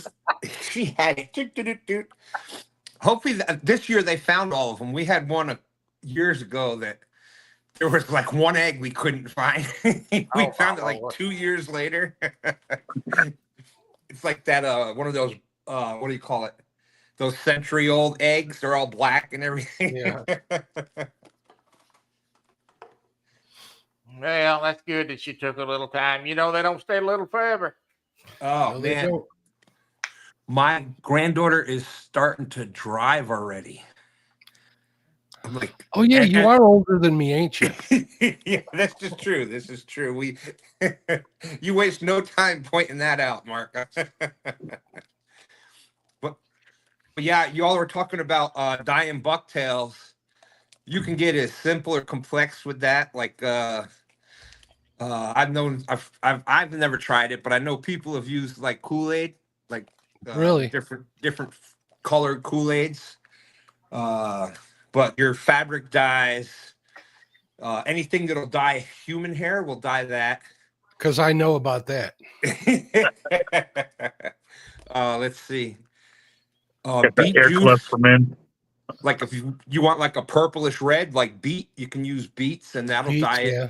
That's a real cool color. I used to use a lot of squirrel tail too. I loved using squirrel tail. Yeah, I had a squirrel tail in there that before you came up, I showed off. Yeah, it is, in my opinion, it depends on what you want to do with the jig. I love squirrel tail. If you want a fast drop on the jig, squirrel tail. If you want it to be a little more buoyant, so it takes that little, gets that little slower fall over. Definitely, yeah. Buck the deer hair. Rabbit hair, that's another good one. Foxtail's really good too. And don't discount the Dollar Tree. You will never know. Check these out. Like you just Yeah, he pull was showing that the other night. I think that's pretty cool, Stan. For rubber legs, yeah, those will work pretty good. and you get like what 300 of them, and you get all different colors for $1 a piece. Like you can even use it on like some of the smaller jigs where you're doing that kind of micro, like when a lot of the larvae and stuff just come out. Man, those are perfect on like a 32nd or really getting down there to like a 64th, and it goes on there perfect. But you can use them for tying the jigs too. You put 1 or 2 of them together and you got the little tail section and that. Yeah, I've been pouring some 1/64th ounce jigs. They're a pain in the butt, but they work pretty good with those, with whatever I put on them. So Most of the time, Mark, unless it's windy, I'm a real big believer in slow descent. I really think that keeps it up above them a lot longer, in the strike zone longer, and that's just my opinion. But then, if windy, you got to go up obviously to the other bigger sizes and stuff. But It's been so windy here. I haven't been able to use small jig heads. it's crazy. It's been windy here this year too. same here. It's been windy and cold. And it'll be 80 degrees. Like in one weekend, it'll just turn on and it'll be done. It'll be 90 degrees before we know it. It's been 75, 80 degrees every day here. We actually almost hit 90 like last week sometime. It's like 89 degrees. It's crazy. That's crazy. As who is it that says it? Daryl says it. When you're a cat's head biscuit away from 400 pounds, 90 degrees is not good. I can attest to that. Oh, Lord. But so the draft, we're following the draft tonight. Oh, yeah, we're just watching the draft. Who Bait did shop this? wasn't going to be on that. So I thought, well, I might as well just go up there and talk a while. Oh, there you go. Who did the Cowboys pick? Yeah, Dallas pick. We fixed to find out how drunk Jerry Jones is on that damn scotch because he's fixing to pick. It's probably going to be bad right here. So all I want to know is what team managed to get the Sander Circus coming up here. Well, I don't. The Sanders. I think they're predicted he'll go the second round now. Really? Yeah. Wow. Yeah, the wide receiver Hunter went already, but nobody's got the Sanders Circus. Because he was bad mouthing a bunch of teams, so a lot of teams said that they're going to wait for the second round. Yeah, well, as soon as that whole thing comes in, you're going to have the whole circus there, and that'll just be, I don't know. As soon as if the team's not doing well, and he says the coach this or the coach that, and yeah, I don't think he's going to last because just how his attitude is, and he's got too much of his dad in him. Yeah, and you can say whatever about whatever about Dion, but at least he already did the stuff and backed up. Thank when God, you're a rookie, you can't. Lineman. I'm sorry, what's that, Troy? They took an offensive lineman. Lord, they needed that. Yeah. Ooh, we took an Alabama player. You can't hardly go wrong with that. Yeah. Oh, wow. Don't tell Creole that. Yeah, the Dion, he did his time and got his his cookies and stuff, and now his son, he just wants it right away. Right away. Yep. Yeah. You got to go out and prove yourself first. He's not NFL material, Matt. Do what? He's not good enough to play in the NFL. I don't think he is either. He gonna ride the bench. He gonna ride the bench 2 or 3 years. He's not a day one quarterback. And if he don't get that attitude straightened out, he ain't gonna be a no day quarterback. This is true. This is true. Listen, Yeah, I needed. Go ahead. I'm sorry. There's young men that want to come in and play football and make their money and make their mark, and they're concentrating on playing football, not shooting their mouth off. Right. So he's behind the curve already. Squeaky wheel gets the grease though too. Well, yeah, I needed to talk to my cousin. Wow, my cousin, David Hillman. He does. He has a couple of channels for football, but he's invited to. He goes to the Columbine and all that stuff. Yeah. Not sure if he's at draft day or not, but You watching all that? But yeah, he ever since he was a kid had always had, like, you could name a player college coming into the pros, and he'd know the stats like bam. He could just pop them off the top of his head. So he is perfect. I know I've seen him in some of the ESPN stuff and some of the podcasts and stuff. So it's pretty cool. He knows his stuff, that's for sure. Except that he's a Giants fan, so I don't know how much he really knows. But There's Eric and Curtis talking malarkey. Sandy, some of the players talk themselves out of getting drafted. mm-hmm. Some of them slide way down the fence, and based upon Columbine performance, where they go and they try out. And look at these clowns. Look at this. Where'd that other one go? Right there it is. Well, I don't know if that's a good pick or not. Well, son, let me give you a little road-worthy advice. Your quarterback can't throw the ball if he ain't standing up on top of his feet. And they just had an all-pro guard retire, and they just drafted a guard. So I say it's a pretty good pick. I guarantee you that is it's the unsung heroes of every game is the lineman, because without a good line on both sides, if you're not getting any pressure on the quarterback, he's just going to any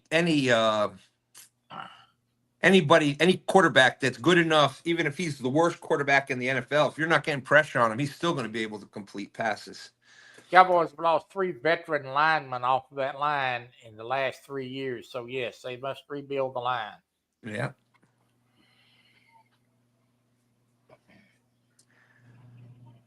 Absolutely. He said, well, Dallas still don't have a quarterback. Well, I don't have a pair of legs, but we still plug it along.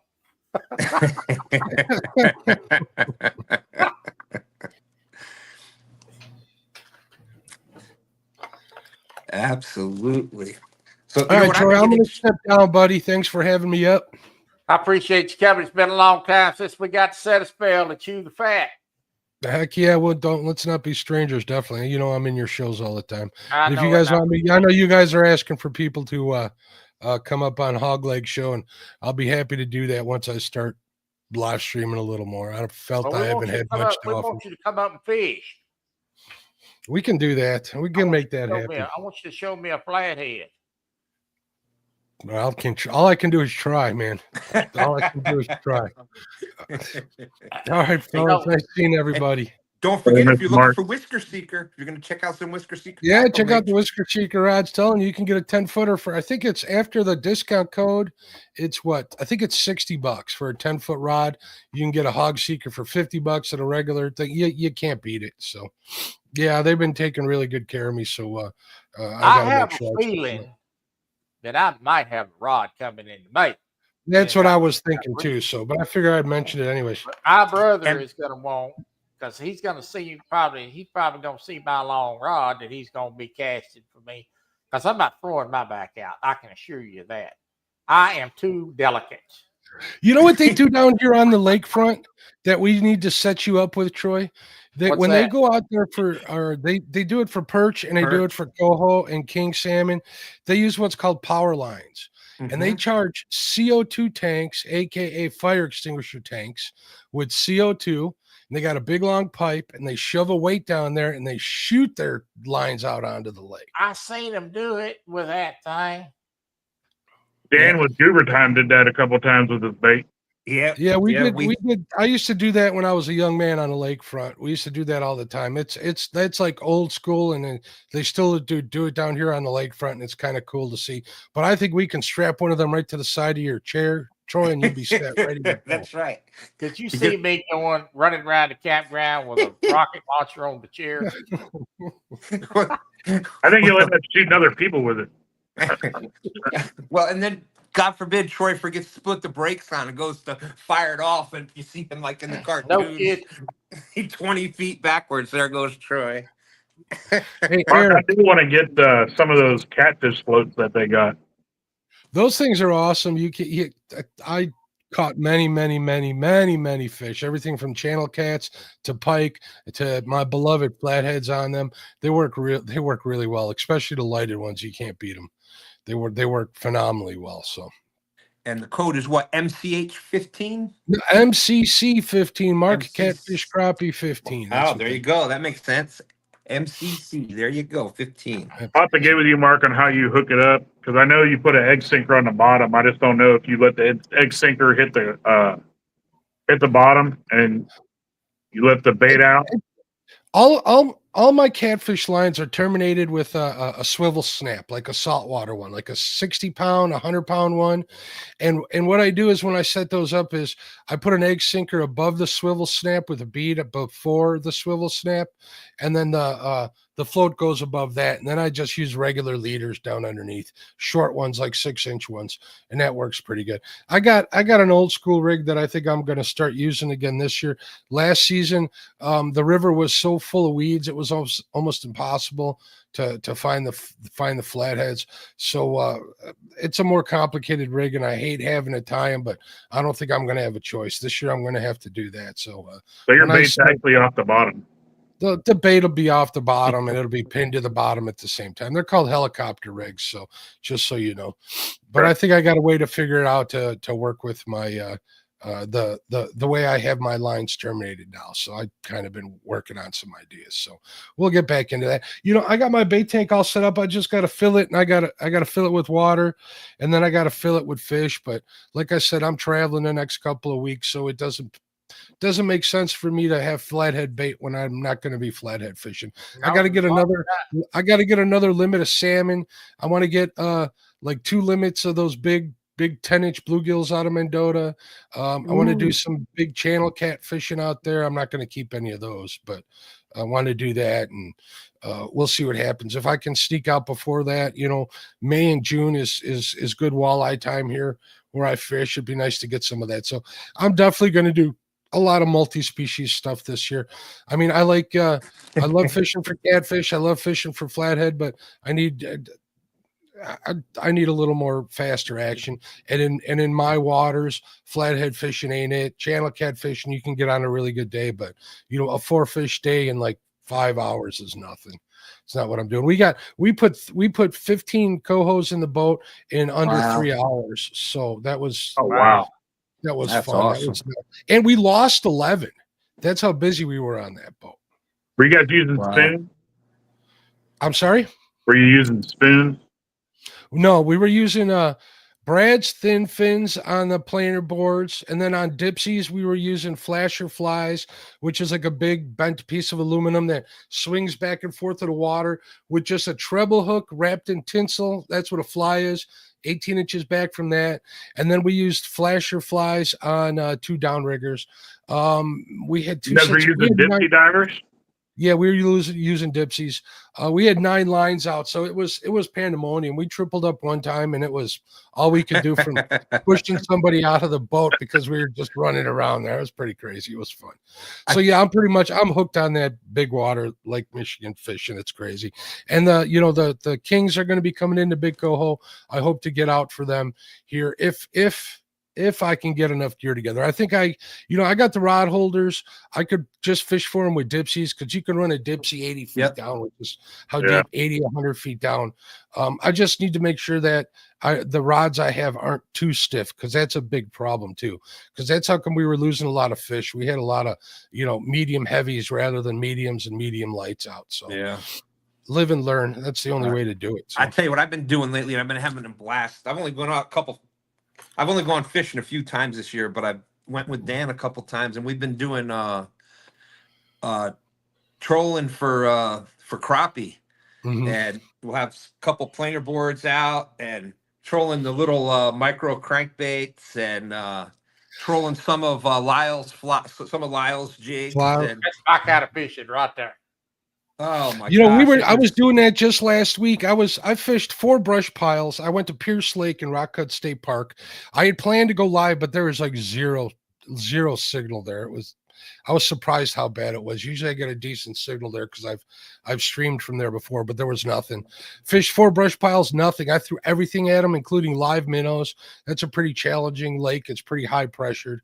Yeah. And I'm like, forget it. So I set up 2 double jig rigs on 10-foot poles, and I trolled for about an hour before I had to leave to go home, and I picked up 6 doing that. So Wow. nothing really monstrous, but at least I got to see some action. I'm still, not skunk. I don't know. Since I bought my boat, I think I got skunked once. So Better to have something than nothing. It was Yeah, a blast. We caught 8 different species the one day, from largemouth, smallmouth, pickerel, crappie, big. We were catching bluegill on those crankbaits. I mean, when you say hand-sized bluegill for someone like me, that's big bluegill, and we were catching them on there. It was just nuts. I really like trolling those little crankbaits, especially in Lake Erie, and you use the downriggers and the dipsy divers, and you can catch anything on those. The most underrated hard bait that's the cheapest are those Berkeley flicker shad and flicker minnows. Yeah. Get like a number 4. They'll run kind of shallow if you want something small, but you can always put a couple of split shot on them, or tie a leader and put an egg sinker in front of it, and you can get them even deeper. Once you get to the depth you want, there isn't anything that isn't going to hit those for some reason. I don't know what it is. I just think they got that action down right. So yeah. Plus, it's in the name. They got that little flicker to them whenever they get that shake to it. Just make sure before you let them out there that they're pulling true, and you can tune them pretty easy with needle nose pliers. You just bend the ring at the front, the little nose to one side, the opposite side you want it to go, and you get it in the water, and you can't beat them. They're pretty much dead here. The only complaint I have about them is the hooks are garbage. So if once you use up them hooks, don't throw them out. Just buy replacement hooks, because you're going to ruin hooks on the new ones you replace it with anyway. So. I had one that just broke off on one of the treble hooks. Just one side broke off. Yeah, I've had that happen many, many times. I got some hooks hanging on my pegboard here in the garage that I use to replace them. So, and here's something that I do, and I'm not a firm believer that red hooks are worse or better than regular color hooks, but I got them, so I know that I've already swapped those hooks out on that bait. Right. That's a great idea. Color coded. That's a great idea. Yeah. All right, fellas. Well, it was nice. If you guys got anything, you know how to get in touch with me. Great to see you, Mark. All right, Mr. Mark. Hey, buddy. Thanks for coming up. Sorry I didn't know more about football, but I figured I'd keep you up for not being alone. So I'll be waiting for my salmon in the mail. Oh, dude, you know how long the list is? I was telling Sandy, it's crazy. I got 10 fillets and 8 of them are spoken for. So I got like 1 meal worth. So I got to, that's why I need to get one more limit. So we'll see. There you go. All right, fellas. We'll talk to you later. Have a good one. You See you too. later, Mark. He's talking about his list of people I don't. for fillets. That's crazy. I used to have the same problem when I fish, 4 or 5 days a week. Everybody won't fish. See? Mm-hmm. So I got smart.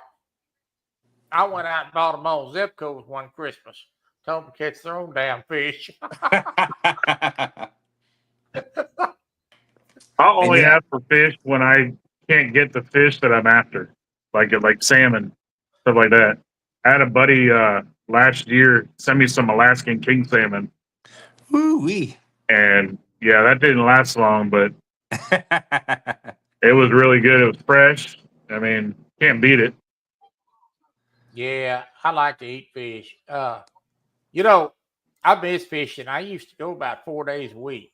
And right when I started to do this YouTube channel, I had got a tripod on the wheelchair. I was going to start doing a little filming. Got up to go fishing one morning. And the guy that run the place down there called me. He knew I was on fixed to be on the way down there. He said, I went by the company and I said, how come? Storm tear it up? No, they closed us down. I'm like, what? Closed us down. I never opened up again. Wow. Yeah, there's no bait shops around me. Like zero. I have to drive about an hour just to get bait. I tell you what, around here and this is, think of how many people come here to the Richmond area on the James to go. That's just catfishing. Now you Right. add in bass and striper and everything else. And in the last like couple years, we're down to like one or two.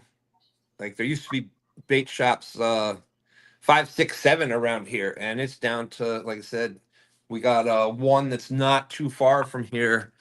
So if you can, support your local bait shops because it sucks once they're gone. Mark telling Eric that Green Bay sucks. You ain't lying. I hope he saw that.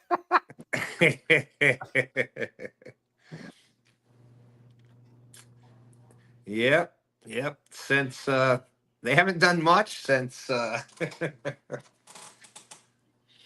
Man, it's I tell you what. Isn't Aaron Rodgers going to the Raiders or something? I heard that they were talking, but he was talking to the Giants. He was talking to the. I'm surprised he hasn't signed with the Saints yet. I heard about the Giants. I thought he was going to the Raiders. I didn't know if he was finalized or if he was going to retire. Or I don't think he's. Aaron Rodgers. Oh Lord, are we still going on with him? Yeah, he hasn't made his mind up yet. Oh my God, you got to be. Are you serious? Every time I think he gets close, some other team comes in with a better deal. Well, which team could he win with now? None of them. Which team has offered him a job that he could make the playoffs? Maybe the Giants. Maybe. Certainly not the Raiders. No. I mean, All they good about the Raiders is their new stadium. The Raiders about as far away from winning the Super Bowl as I am getting up walking in the morning. Yeah. He'll probably go to Cleveland. Oh wow. That's right. They don't have James Winston there anymore. So. Oh yeah, he's gone. He'll probably go to Cleveland. Oh, it was the Steelers. It was the Steelers I thought he was going to. Not the Raiders, but I think it was Steelers. He was talking to the Steelers. Now I think they're talking again. But yeah, there was talk of going to the Raiders, and the Giants were first, I think. But I don't know. And you know how much of that is just there's only so much you can talk about. So right. You know the sports writers got to have something to. Whether it's only a hundredth of a percent of a chance of maybe it being true. Yeah, and well, you know when he went to the Jets, I told my wife, I sitting there, you know, when he went to the Jets, and I told my wife, I looked over and I said, you know, I don't understand that at all. And she says, why? And I'm like, I said, they can't block for him.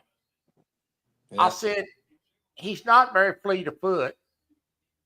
They can't block for him. He's going to be running for his life. And I wouldn't be surprised if he plays 3 weeks and they don't get hurt. And the first play, they knocked him out.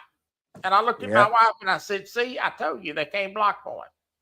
Why do you go out and you sign a quarter? Now, listen, I'm no genius, but I'm smart enough to know you ain't go out and sign no $1 million quarterback if you ain't got no line to block point. I mean, you begging for trouble. Yeah. It's not like he can scramble. I mean, how smart, Yeah. how dumb can you be? I mean, yeah, listen, I could sit up there and wear a suit and drink scotch and look good. That don't mean I know how to run a football team. Yeah. I'd like to see an old school team come back in. You know what I mean? Where the owner's old school, the coach is old school, the players are, they either got to play, and I'm talking football. You know what I mean? That's what I'd love to see. And the only old school teams left are the Lions, and that actually play hard nosed football. Wow, did you see what Mark said out there? That'd be like buying all kinds of fishing gear when you can't catch fish like Eric does. Woo! Wow. I hope he's still in here. He's probably in there with Curtis, and Curtis is, holding him while he's crying. They're probably fighting over the M&M bag. They're probably fighting over the M&M bag. Well, I've been known to get in a fight or two over M&Ms and Reese's and whatnot. I'm just saying. Oh my God! I need to get some water. I'll be back. Good night, Sandy. Thanks for coming in for the second time today. Great to see you, Sandy. Mm-hmm. She was awesome. We did that panfish tournament a couple weeks ago.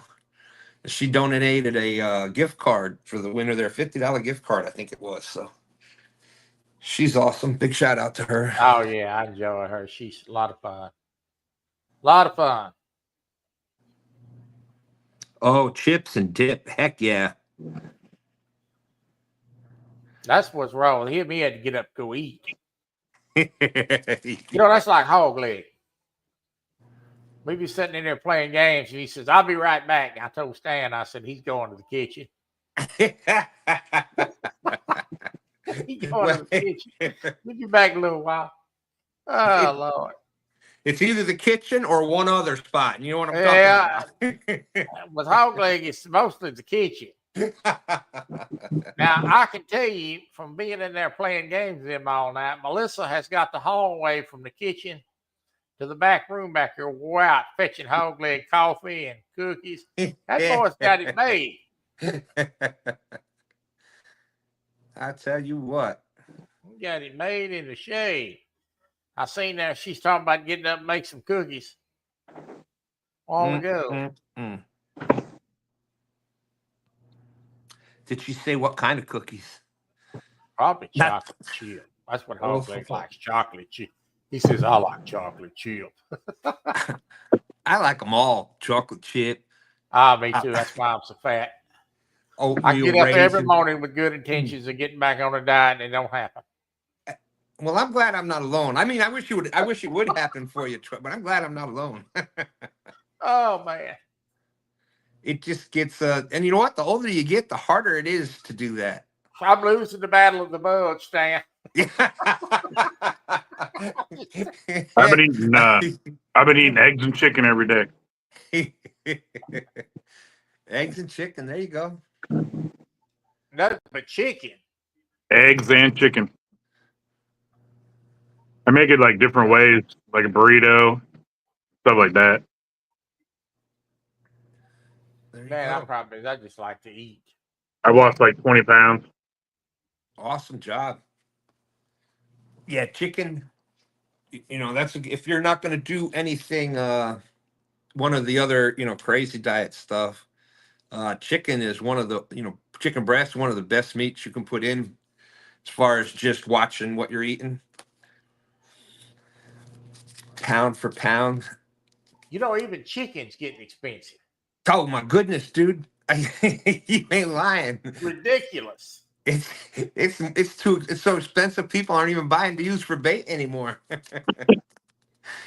I get farm fresh eggs, and Oh, we get chicken from Pico Plant. Toby's friend's husband works there, and you get like 80 pounds of chicken for like $40. wow. Yeah, Can't like beat that deal with a stick. big boxes. Whew. Yeah, we generally go to Sam's. I bought some chicken thighs the other day, and from Sam's, I don't know, we got a bunch of it. I mean, a whole bunch of it. But we've been making crock pot meals out of it, using it. But they had a fully cooked brisket on sale the other day. I think it's like an $80 brisket, and I got it for like $25. Woo-wee. So if you look around, I mean, you can find a few things, but Yeah. You know what I like doing is taking the what's that, the pork loin, yeah, and I then love just those. slicing that up into your own pork chops and stuff. And Oh yeah, that's really that's good. been some of the cheapest meat I've found. It's like $2 a pound, $2. What was it, $1.90 something? Then it went up to like $2.26 a pound or something like that. But Yeah, pork is one of the least expensive meats that there is right now. yeah, crazy. Yeah. We were talking about eggs before. Remember back in the day, it used to be the bacon that was what you had. No, now you can get bacon cheaper than the damn dozen eggs. Like, what the hell is that all Yeah, about? that's what I know. Eggs are like ridiculous. Eggs are like $4.50 to $5 a dozen here, and I told my wife, Well, I said I don't understand that because they selling the eggs for $5 a dozen and selling the chicken thighs for 80 cents a pound. yeah. Well, dude, I tell you how bad it was at the store when I went in to get some eggs for Easter. Wanted to get, one of those, what is it, like the 36 pack where you get the 2 packs to 18 packs together and stuff. And I'm going up to the eggs, and there's this dude at the desk there. Yeah, I had to fill out loan paperwork just to buy 36 eggs. Yes, ridiculous. The sad part is I got disapproved. There's a what is that? Soft credit report. Yeah, that's right. Sir, your credit's not good enough to buy the eggs. I'm sorry. We bought some kind of hamburger meat. Wasn't very good. I told my wife this guy bought some old nag cow. They had that sow propped up before they run it through the sale. She's about ready to lay down and die. I think we get about 50 eggs from the farm from a bunch of people that have chickens and stuff. Yeah. I think we pay about like $20. Yeah, and that's good eggs too. That's And they're unclean, so they're cheaper. So we just got to bring them home and clean them. I mean, yeah. I eat probably 6 eggs a day. Yeah. And it's fun. Isn't that funny how eggs went from, remember at one point, no, don't eat eggs. It's all bad for you. Then no, just eat the whites. Then no, it's the yolk. Then now eggs are good for you again. So who knows? And then it was don't eat steak, it's bad for you. Yeah, yeah. Well, I'm like Melissa, you're gonna live one time. That's it. One time. And I see people, eat right and do right and then step off the curb in front of a bus. Exactly. So I mean, it's all a crapshoot. Uh-oh. They say, this and that's not good for you, but yet the air we breathe isn't really good for us. I mean, all the pollutants in the air and everything. Yeah. The water we drink's got so much, chlorine in it, fluoride or whatever. Yeah. Yeah. Well, And I agree with Melissa out there. And the only thing is, like you were saying, like Troy had the cough. All right, that's going to be when it's whatever that is affecting your. It's like now I need to drop. I'd be happy dropping about 100 pounds, get down to about 300. That'd be a healthy weight for me. So it's just things like that. And I think you're right. I think that some people they get so caught up in it and so crazy with it that they don't enjoy it. And then you end up, when you're stressing about something like that, well, you're adding cortisol and everything else bad, and you just I think it ends up same thing like some people with smoking. If they're smoking and they're constantly worried about it, I think it triggers that. You know what I mean? And Yeah. then, but Your nerve gets shot and, causes more health problems. And then they want to blame smoking, but it's everything on top of everything. right, exactly. Yeah, worries. Yeah. You know what I noticed about my coffee is, it'd be fine in the daytime, and at nighttime I start hacking. I don't understand that. I think a lot of it's allergies, but I know that probably vaping is probably contributing to that. So I know when I lay down at night, like throughout the day I'm fine, but once I lay down at night, my eyes start to itch. I haven't vaped in a week, so today was a week. At 10 o'clock this morning, it was a week that I hadn't had anything. So That's good. yeah, but I used to smoke, and I started getting bronchitis all the time. Yeah. And the doctor told me, he said, you got to quit smoking. And I said, of course, I was working with the police department then. I said, yeah, that's probably not going to happen. And he's like, well, you're going to spend most of your time in here. So anyway, I did finally, after I retired in 04, I did finally quit. I quit smoking in 04, and I haven't smoked cigarettes since. But yeah, it was, I used to smoke 2 packs of cigarettes a day. Yeah. I'd burn them, boy, at both ends. Yeah, I smoked a lot in the service, and then that was back in the day when they kind of almost wanted you to smoke. I tried to quit smoking one time when I was working, about a year before I retired. I was having a really bad day, a couple bad things that happened. Pressure was really on. I hadn't had it, smoked all day long. And I looked over at one of my officers and I said, go down to the store and get me a pack of cigarettes. He said, boss, you ain't smoked all day. I said, son, I have a gun. Go get me a pack of cigarettes.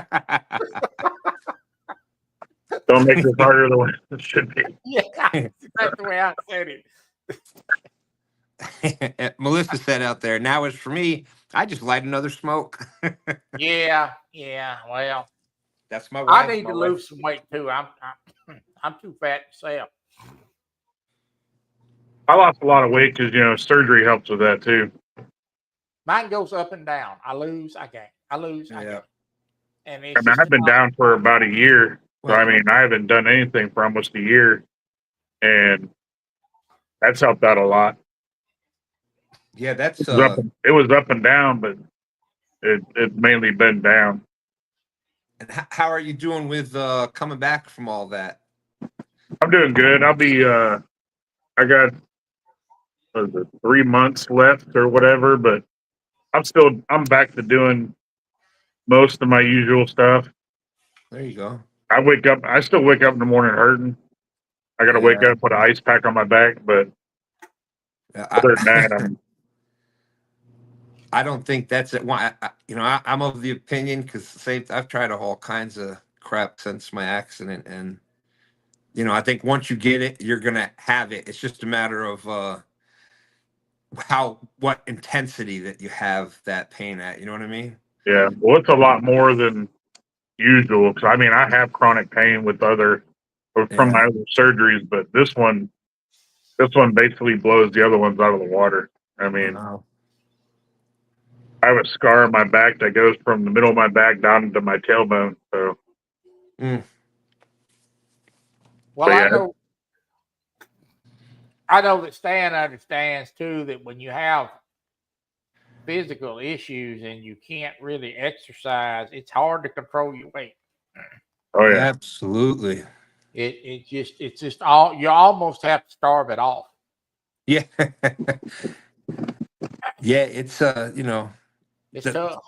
the only diet that really 100% successfully works is that what calories in minus calories out. And Yeah, I could lose weight all day long as I eat 1,500 calories a day. yeah, If I go over that, I'm not gonna lose. what the hell's that, a Big Mac? A Big Mac is 1,200 calories. So There you go, that's what I'm you saying. got to Roll. make a lot of tough choices. Yeah. Can I get a fry? You want a Yeah. large? No, just one fry. Yeah. Can you sprinkle Right. ketchup on it for me? Yeah, Yeah, ketchup is like a no-no. It's got too much sugar in it. Yeah. Although they do have zero sugar ketchup now. Yeah, That helps they're, some. they're organic too.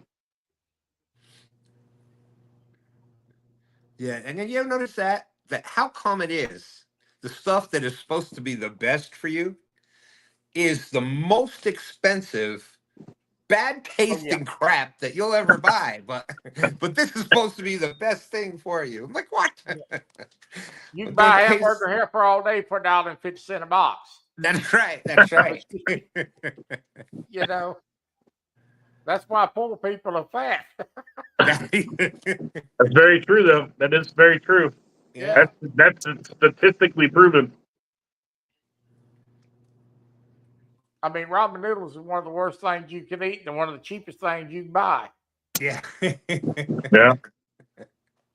That's why I like to hunt because, I mean, I didn't hunt a lot this year, but I get my deer and I make it last. Well, yeah. Yep.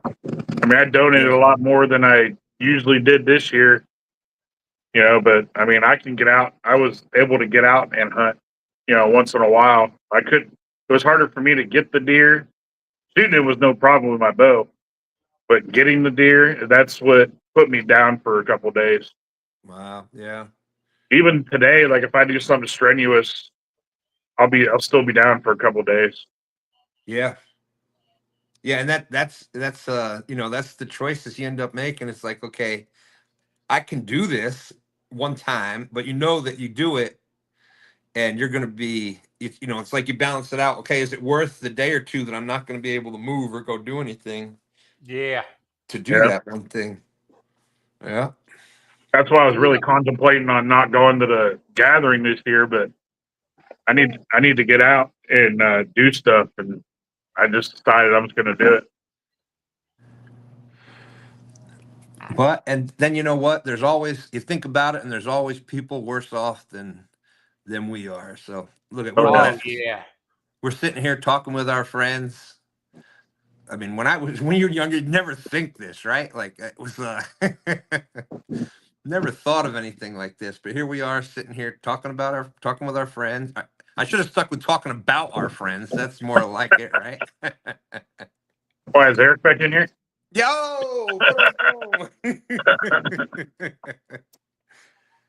Oh man. Yeah, I'm just grateful for all the things I have got to do and that I can do and that I got to do in the past that I knew there was going to come a time where I wouldn't be able to do them anymore. Yeah. Really, I've been really fortunate in life because I have got to experience and do things that most people with disabilities never would have got to do. Right. I mean, really, as far as the hunting and the fishing and the things that I may not be doing now, and even working for the police, that's an unheard of thing with someone with a physical disability that I had. And I had the fortunality of having good people that were police officers in my life that helped me get a start. And I, worked my way up through being in the office, the chain of command. Most people never get those opportunities. Yeah. So I've been fortunate. I can't complain. And one day when the run's been over, when I get ready to draw my last breath, I'll be able to look back on it and say it has been one hell of a ride, for sure. Amen to that, Troy. Yep. Mine was an unexpected thing, but that's why, I'm glad that I did the things, same as you. I'm glad I did the things that I did. And man, I since I was a kid, I was doing crazy stuff with my friends, with my dad, and I was in the military when I was 17 and been around the world and just crazy stuff. So yeah, and that's what's so hard to see. That's why in my opinion, it's harder to see younger people going through things. The sad part about it is you can't talk to young people. Most people, you can't make them understand. Yeah. That it could be over in a flash. Yeah. Well, dude, I was there. I remember that's one of the big jokes I say now because I've broken both my wrists multiple times, my ribs, my ankles, knees dislocated, shoulders dislocated. I put all my injuries together in high school as a Halloween costume one time. I looked like the mummy on Scooby Doo. And everybody's like, "Oh, when you get older, it's gonna catch up." Yeah, right. Yeah, sure, whatever. You get older, it's gonna. Yeah, I'm fine. Yeah, whatever. Well, guess what? I'm older now.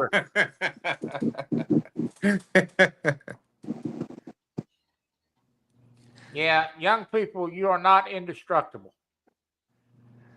You may feel like you're indestructible, but I can assure you, you're not indestructible. Yeah, it just takes. It'll take time. If you're a big, tough son of a gun, it'll take some time to catch up, but it does. Mark says he counts his blessings with every sunrise. Every fish that he catches, thanks the good Lord. Absolutely.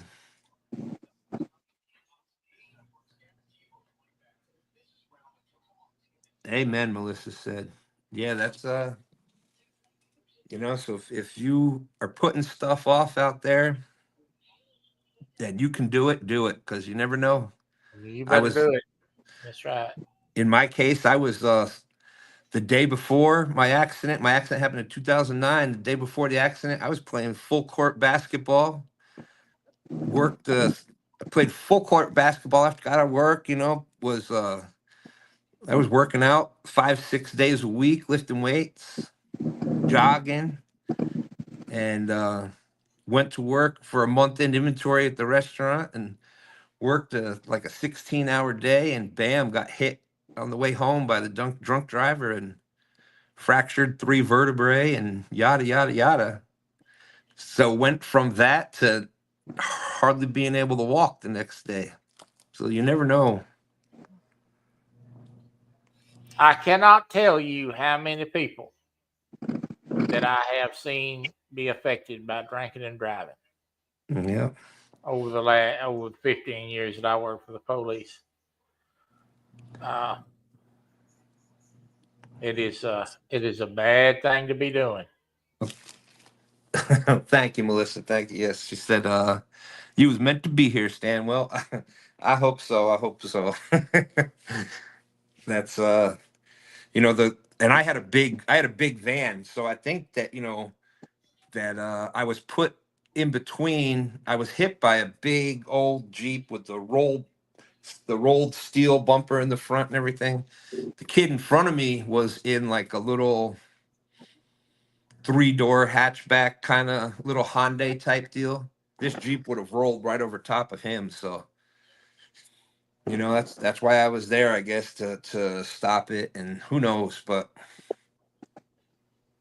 Okay, I'm back. Where were we? We're all broken. Okay. Yeah, we're getting to, what happens when you get on to start talking. You talk about all the bad crap that happened. That's right. Yeah, now I can't hear from working on the jets. I can't see for who knows what reason. Yeah, that's why I always, I was hard on DWIs when we got them. In fact, I had a really good friend of mine that got stopped one of my officers one time and dropped my name on a DWI, and they called me on the phone, and she said, "I've got such and such stopped over here." And I'm like, yeah, for what? And she's drunk. I said, why are you calling me? He's like, because she dropped your name. I said, I don't care if she dropped the Pope's name, son. You better put her in jail. You know, we don't drink and drive and get by with it. There's not a get out of jail free card for that. You see what Deion Sanders said? No, I did not. The rejected will be respected. So he's talking about his son. His son, yeah. Yeah. And Someone's butt hurt. And we wonder where the young man gets it from. Right. And Melissa, yes, I did. I quit smoking like a couple years ago. I was really sick for like a month. So it was so sick that I couldn't smoke. So since I didn't smoke for however long, I just stopped. And, you know, I think that's what it's got to be with smoking, kind of like what Melissa was talking about before. If you do it for any other reason, I mean, if you stop smoking for any other reason other than you want to stop smoking, you're going to keep smoking. This is the first time that I've stopped. I quit, and I don't even get the urge at all anymore. The other times that I quit, it was hard because I constantly still had the urge.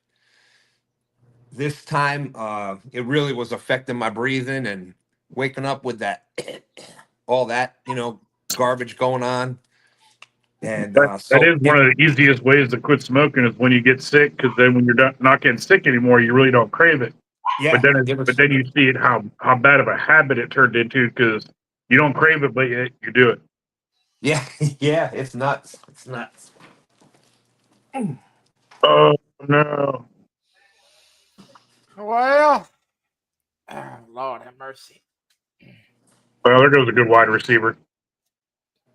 Yeah. I got to tell you, this draft has not, there hardly had been, I don't think there's been any trades. I don't think there has either.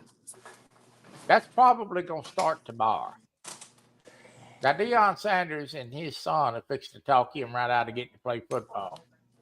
He's going to be playing in the USFL. He keeps running that mouth. They probably won't even take him. Yeah, he'll be up in the CFL. Oh, you know who would take him? Arena League. They still have that, right? Or the XFL. Yeah. Oh, that'd be perfect. He'd be perfect there. Denver, Pittsburgh. I want to stick around here just long enough to see how crappy of a pick that Pittsburgh gets, where I can throw an egg at Eric and Curtis. Thanks, Melissa. I hope they pick a no-name player.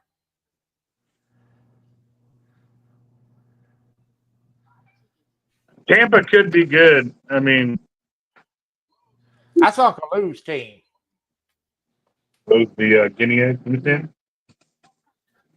We have a lady who gave us. We got our eggs, and she gave us guinea eggs. Any eggs. They're really, really small. Bet you ought to be able to eat about 8 of them. I'd probably eat the whole thing. Good Lord, boy, I'd hate to see your egg, Bill. That's how you put the fried eggs on sliders. Use the guinea eggs. They're only that big. Oh, the little egg bowl or whatever. Yeah.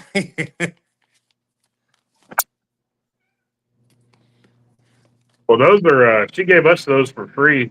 I mean, we don't pay a lot for the farm fresh eggs. I mean, we're in a rural area where a lot of people grow eggs.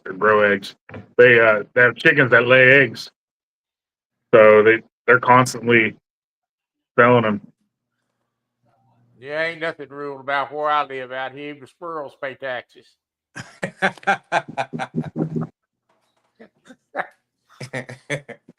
And complain about it. We don't get services. What services do we get for all this taxes?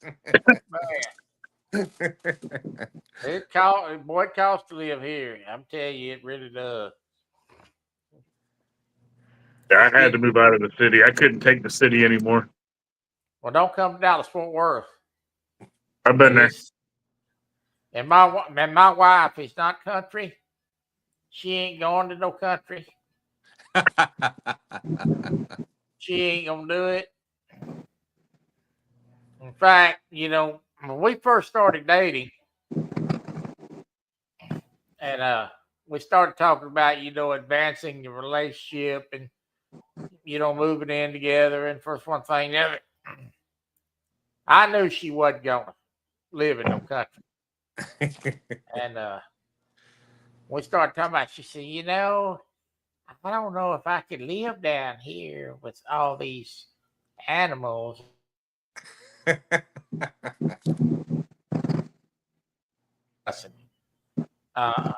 said, I already know if we're gonna be together and live together, I'm gonna have to move up there. That's already decided. I'm not even gonna try to even talk you into it. You already had a game plan. Oh yeah, I already knew that wasn't gonna happen. So Yeah, I used to live before we moved here to Virginia. It's funny, I lived in New York, but I lived in the middle of nowhere in New York. Now I moved to Virginia, where you think, oh, Virginia, and now I'm like 5 minutes outside of Richmond. So go figure. But yeah, where we used to live in New York, there's pluses and minuses to both. Like where we used to live up there in the middle of nowhere, it was a half-hour trip to go get those said eggs or milk or whatever. And that was just a little store. I used to have to commute 100 miles one way to get work. So I was doing 200 miles a day back and forth to work. Oh, wow. yeah, well, I used to live 20 miles from the nearest store. Yeah, yeah. And in fact, from the major grocery store, In fact, where I work for police, your backup may be 15, 20 minutes away. Yeah, yeah. That's any police station. Huh? That's any police. Yeah. Oh, now it'd probably be 30 minutes away. Well, I heard on the 911 call now it's like press 1 for a mental issue, press 2 for a you had to press the buttons for what services you wanted to come out. To fill out an application. Yeah. All right. Well, we'll get back to you tomorrow on who we're sending out to the house. Yeah, that's about Just sit right. tight. We'll get there. Don't call us. We'll call you. I used to live. Squad car used to stay in front of my house all the time because city didn't even have a city garage for a good while. And I used to live 10 miles out of town. Come on, kid. So my officers would come by my house, get the car. Of course, I had a car. I had my own ride there that I rode in that they didn't get to ride in. Somebody drove me, but they didn't get to ride my car because they trashed my car up, see? Yeah. But the standing rule is if you used my car, you filled it up with gas before you brought it back. Because when we went to go on duty, I wanted the car to have gas in it. That makes sense. Because I live 10 miles out of town. So I went to go on duty one day, got in the car, cranked the car up. They cranked the car up. I'm over the passenger seat. I'm doing my radio check. I lean over and get my mileage. I look at the gas tank and it's dry. Oh, no. So the girl the dispatcher knew I was going on duty. She says, I have a call holding. And I said, what's the call? And she says, I have a disturbance in progress.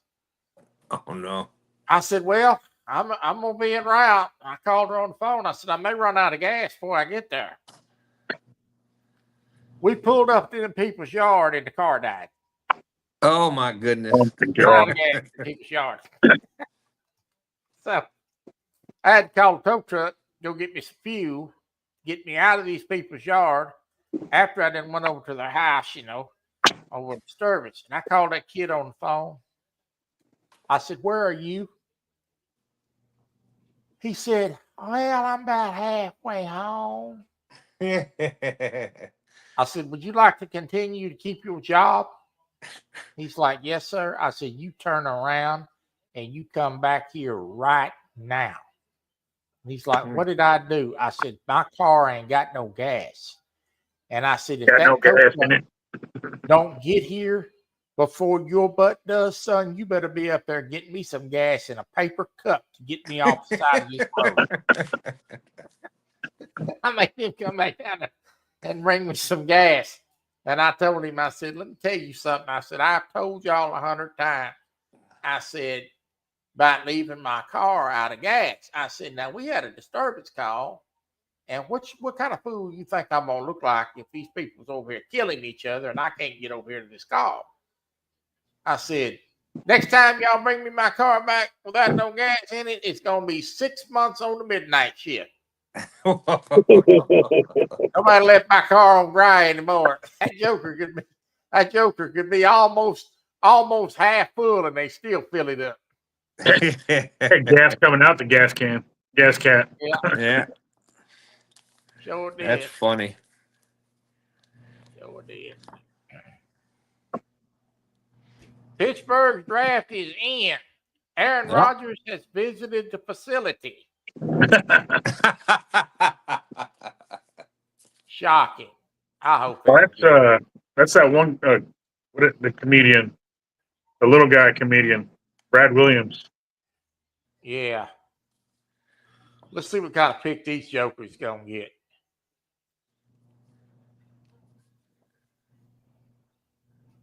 Texans and Browns trade picks ahead of draft. Uh-oh. There's your first trade. That's two teams trying to figure out who's gonna come in last. Yeah. Right. Yeah.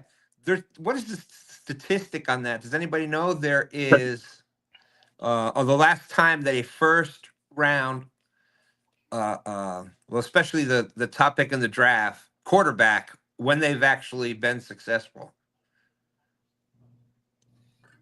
You had It's been a while. You had what's his name that played for LSU? Burrow. Joe Burrow. Joe Burrow, yeah. I think Joe Burrow was the last one. Yeah, he was the last one.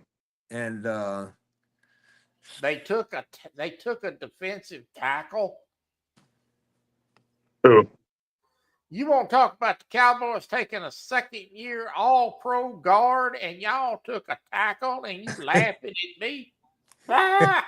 I hope Curtis and Eric's listening. And you took a tackle out of Oregon. Oh, that's a great pick. Their fans seem to be happy. Huh? Their fans seem to be happy. They're probably so drunk they don't even know what they're doing. They so drunk. They so drunk they cheer for me if I went across the stage in my wheelchair. Gotta hold up that #1 shirt. Oh, Lord. I could go across the stage in my wheelchair wearing a moo-moo and they cheer for me. They've been drinking so much. As long as it's the right color. Lord. You're right. What a disaster. How many rounds are tonight? 2? Just one. All right. They got 1, 2, 3, 4, 5, 6, 7, 8. I think you got about 8 or 9 picks left. Of course, Philadelphia's last. We all know who loves Philadelphia.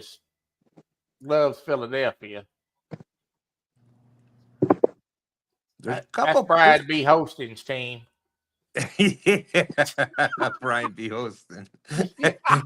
I don't know what I'm laughing at. I think we're in a competition who's been the longest without fishing, but I tried to get him to start a gaming channel. We started a channel say Brian B. Gaming, but he won't do it.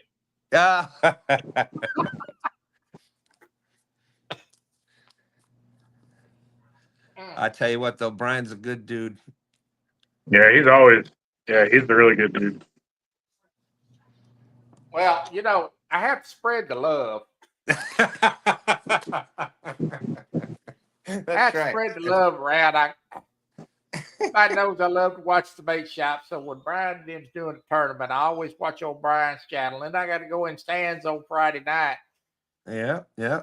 And if I don't have, if y'all get one more show, I won't have any kind of life at all. Other than sitting in front of the TV. So I always have to watch stand day, even though if I don't say anything, because a lot of times I'm ordering groceries or doing honeydews. Yep, that's what I'm doing a lot of times during stand day too. I got to get back out there and fish it again a few times now. Yeah, hopefully the one river I fish goes back down and stays down. Only problem with this river is when it gets flooded and it goes down, the mud Oh yeah, turns into just slip and slide. yeah, I can't get anywhere near it. Yes, Dad, if you don't go fishing, you're going to be in the category of me and Brian B for long.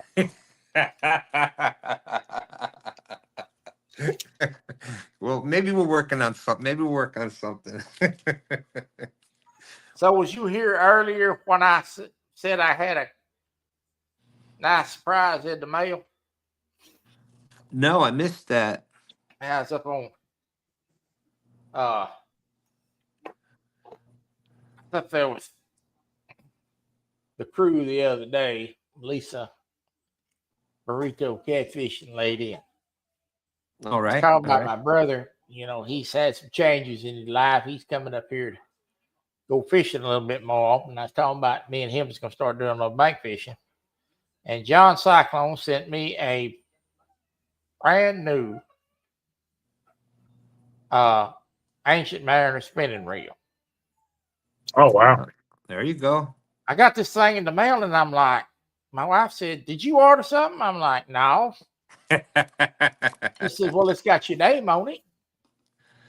And I said, "Well, I didn't order anything." I said, she said, she opened it up. There's a reel in it. She said, "Yeah, you did too. This is look like a reel."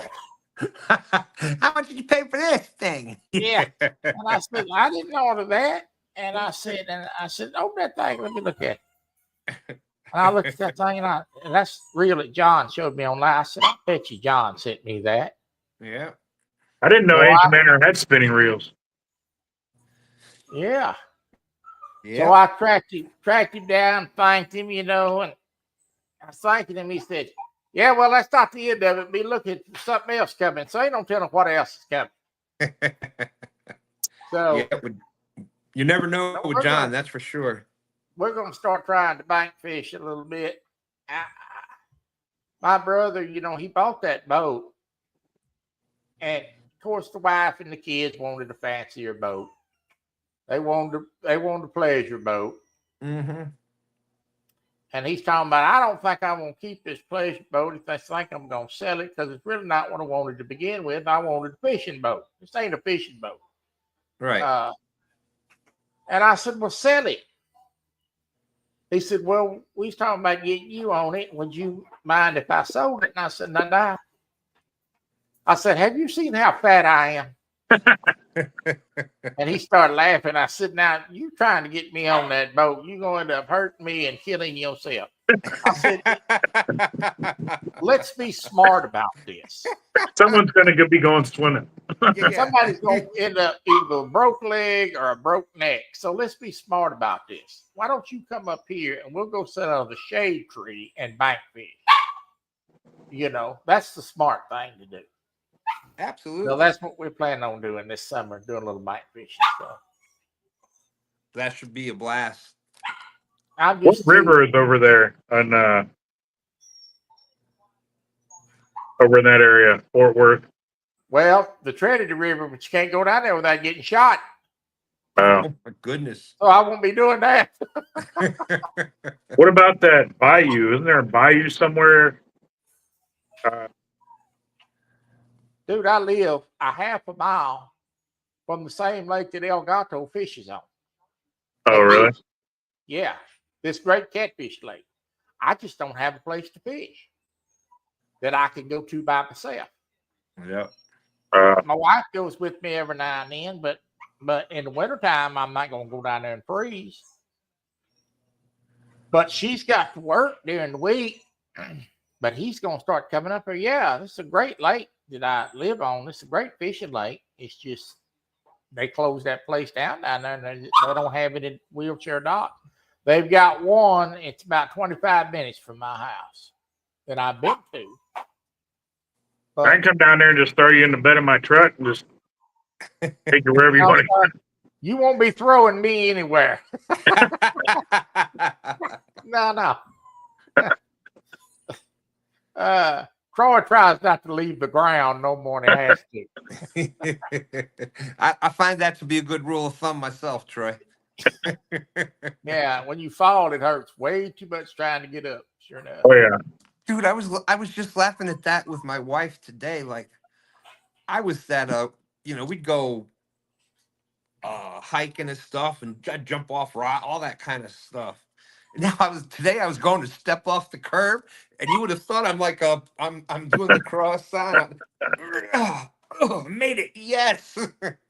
I'm afraid this far off the ground now. You gotta look down on the curb, past the curb, make sure there's no rocks. Yeah. Right, I could twist an ankle. Could you move that pebble out of my way, please? Oh man. But really, and I know Stan understands this, trying to get loaded up in a boat and all that, when something's really difficult to do, and time you get set up and get ready to go, it's just like, oh God, what am I thinking? Yeah. It's like walking a half a mile to fish. I mean, I got good intentions. The old body won't let you do it anymore. So yeah. Yeah. And I'm sure, Matt, you go through a lot of that too. It's like your mind's like, all right, let's do this. You start it and your body's like, what is the matter with you? What are you doing? Yeah. Be quiet. We need to discuss this. Yeah. Where are we not walking to? Yeah, it's bad.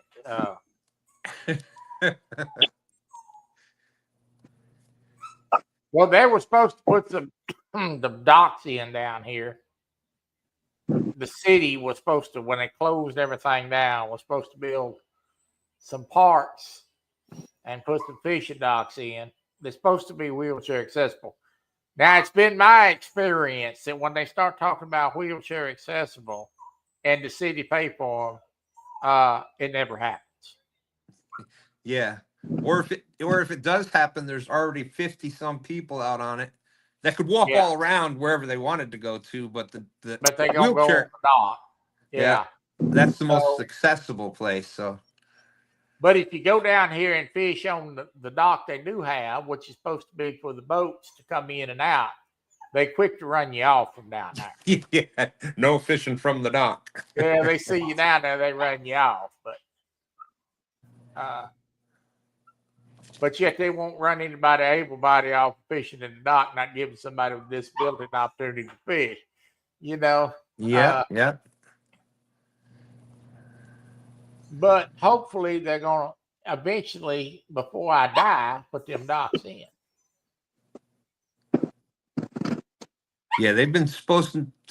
Wow. They've been supposed to do that. They were supposed to do that not too far from my house on the James River, like less than 15 minutes away. Supposed to be a whole dock and handicap fishing dock, or wheelchair accessible fishing dock, and also other fishing docks and boat ramp and everything else. But nope. They got a couple of them on the lake, couple lakes around here. I think the nicest one is like 20 minutes, 30 minutes away. And they put them in the most shallow, grassy area where nobody catches anything. They don't clean it out. They don't, it's like, hey, put these docks here, at least clean out the grass, Yeah. people bringing up that stinkweed and out of the water. Yeah, that's what they do here. They, you know, it's like I said, it's nothing like what you see, you know, Big Mike going fishing on them type of docks. Something that's really where you could catch a fish. so Right. to It's speak. in productive fish water. Absolutely. Right. They never can, you know, they never can get, uh, you know, they put it in 8 foot of water, and then they never, excuse me, and then they never do produce any fish. So I don't know, but well, guys, I want to thank y'all for coming up. I need to get off here so I can try to get that cough relaxed before I go to bed. Because if I cough all night, keep my wife up, she'll probably hit me in the mouth. I was gonna say you won't be making it to next week's show, will you? Well, you know, I don't know why I want to cough at night, but I want to thank y'all for coming up. It's always good to see you, Matt. And Matt, you need to come game with us one night, buddy. I will. Usually when Grace is in there playing her games, I just come out in the garage and sit at my little table. I got all my fishing stuff out here, so I just sit at the table. So There you go. Stan, it was good to see you. I'm glad you come up. It's always good to visit with you. I have a lot of admiration for you, my friend. Oh, Troy, you have no idea. The feeling is definitely mutual. I appreciate you being out there, and anytime I can sit and talk with you all day long. But we've all got things to do. Look at that. Look at that. You keep my underwear out your mouth, Alvin Lewis. I see that's you. great. It's great talking to both of you guys. You guys bring a lot of joy to the community. Enjoyed a lot of good laughs Oh, tonight. thank you, Matt. Much love for you both. Thank you, guys. Thank you, everybody in chat. We will see you later. Deuces. Oh, Matt's gone. Matt's gone. We're still going too. What do you know? Says we're still live. All we know.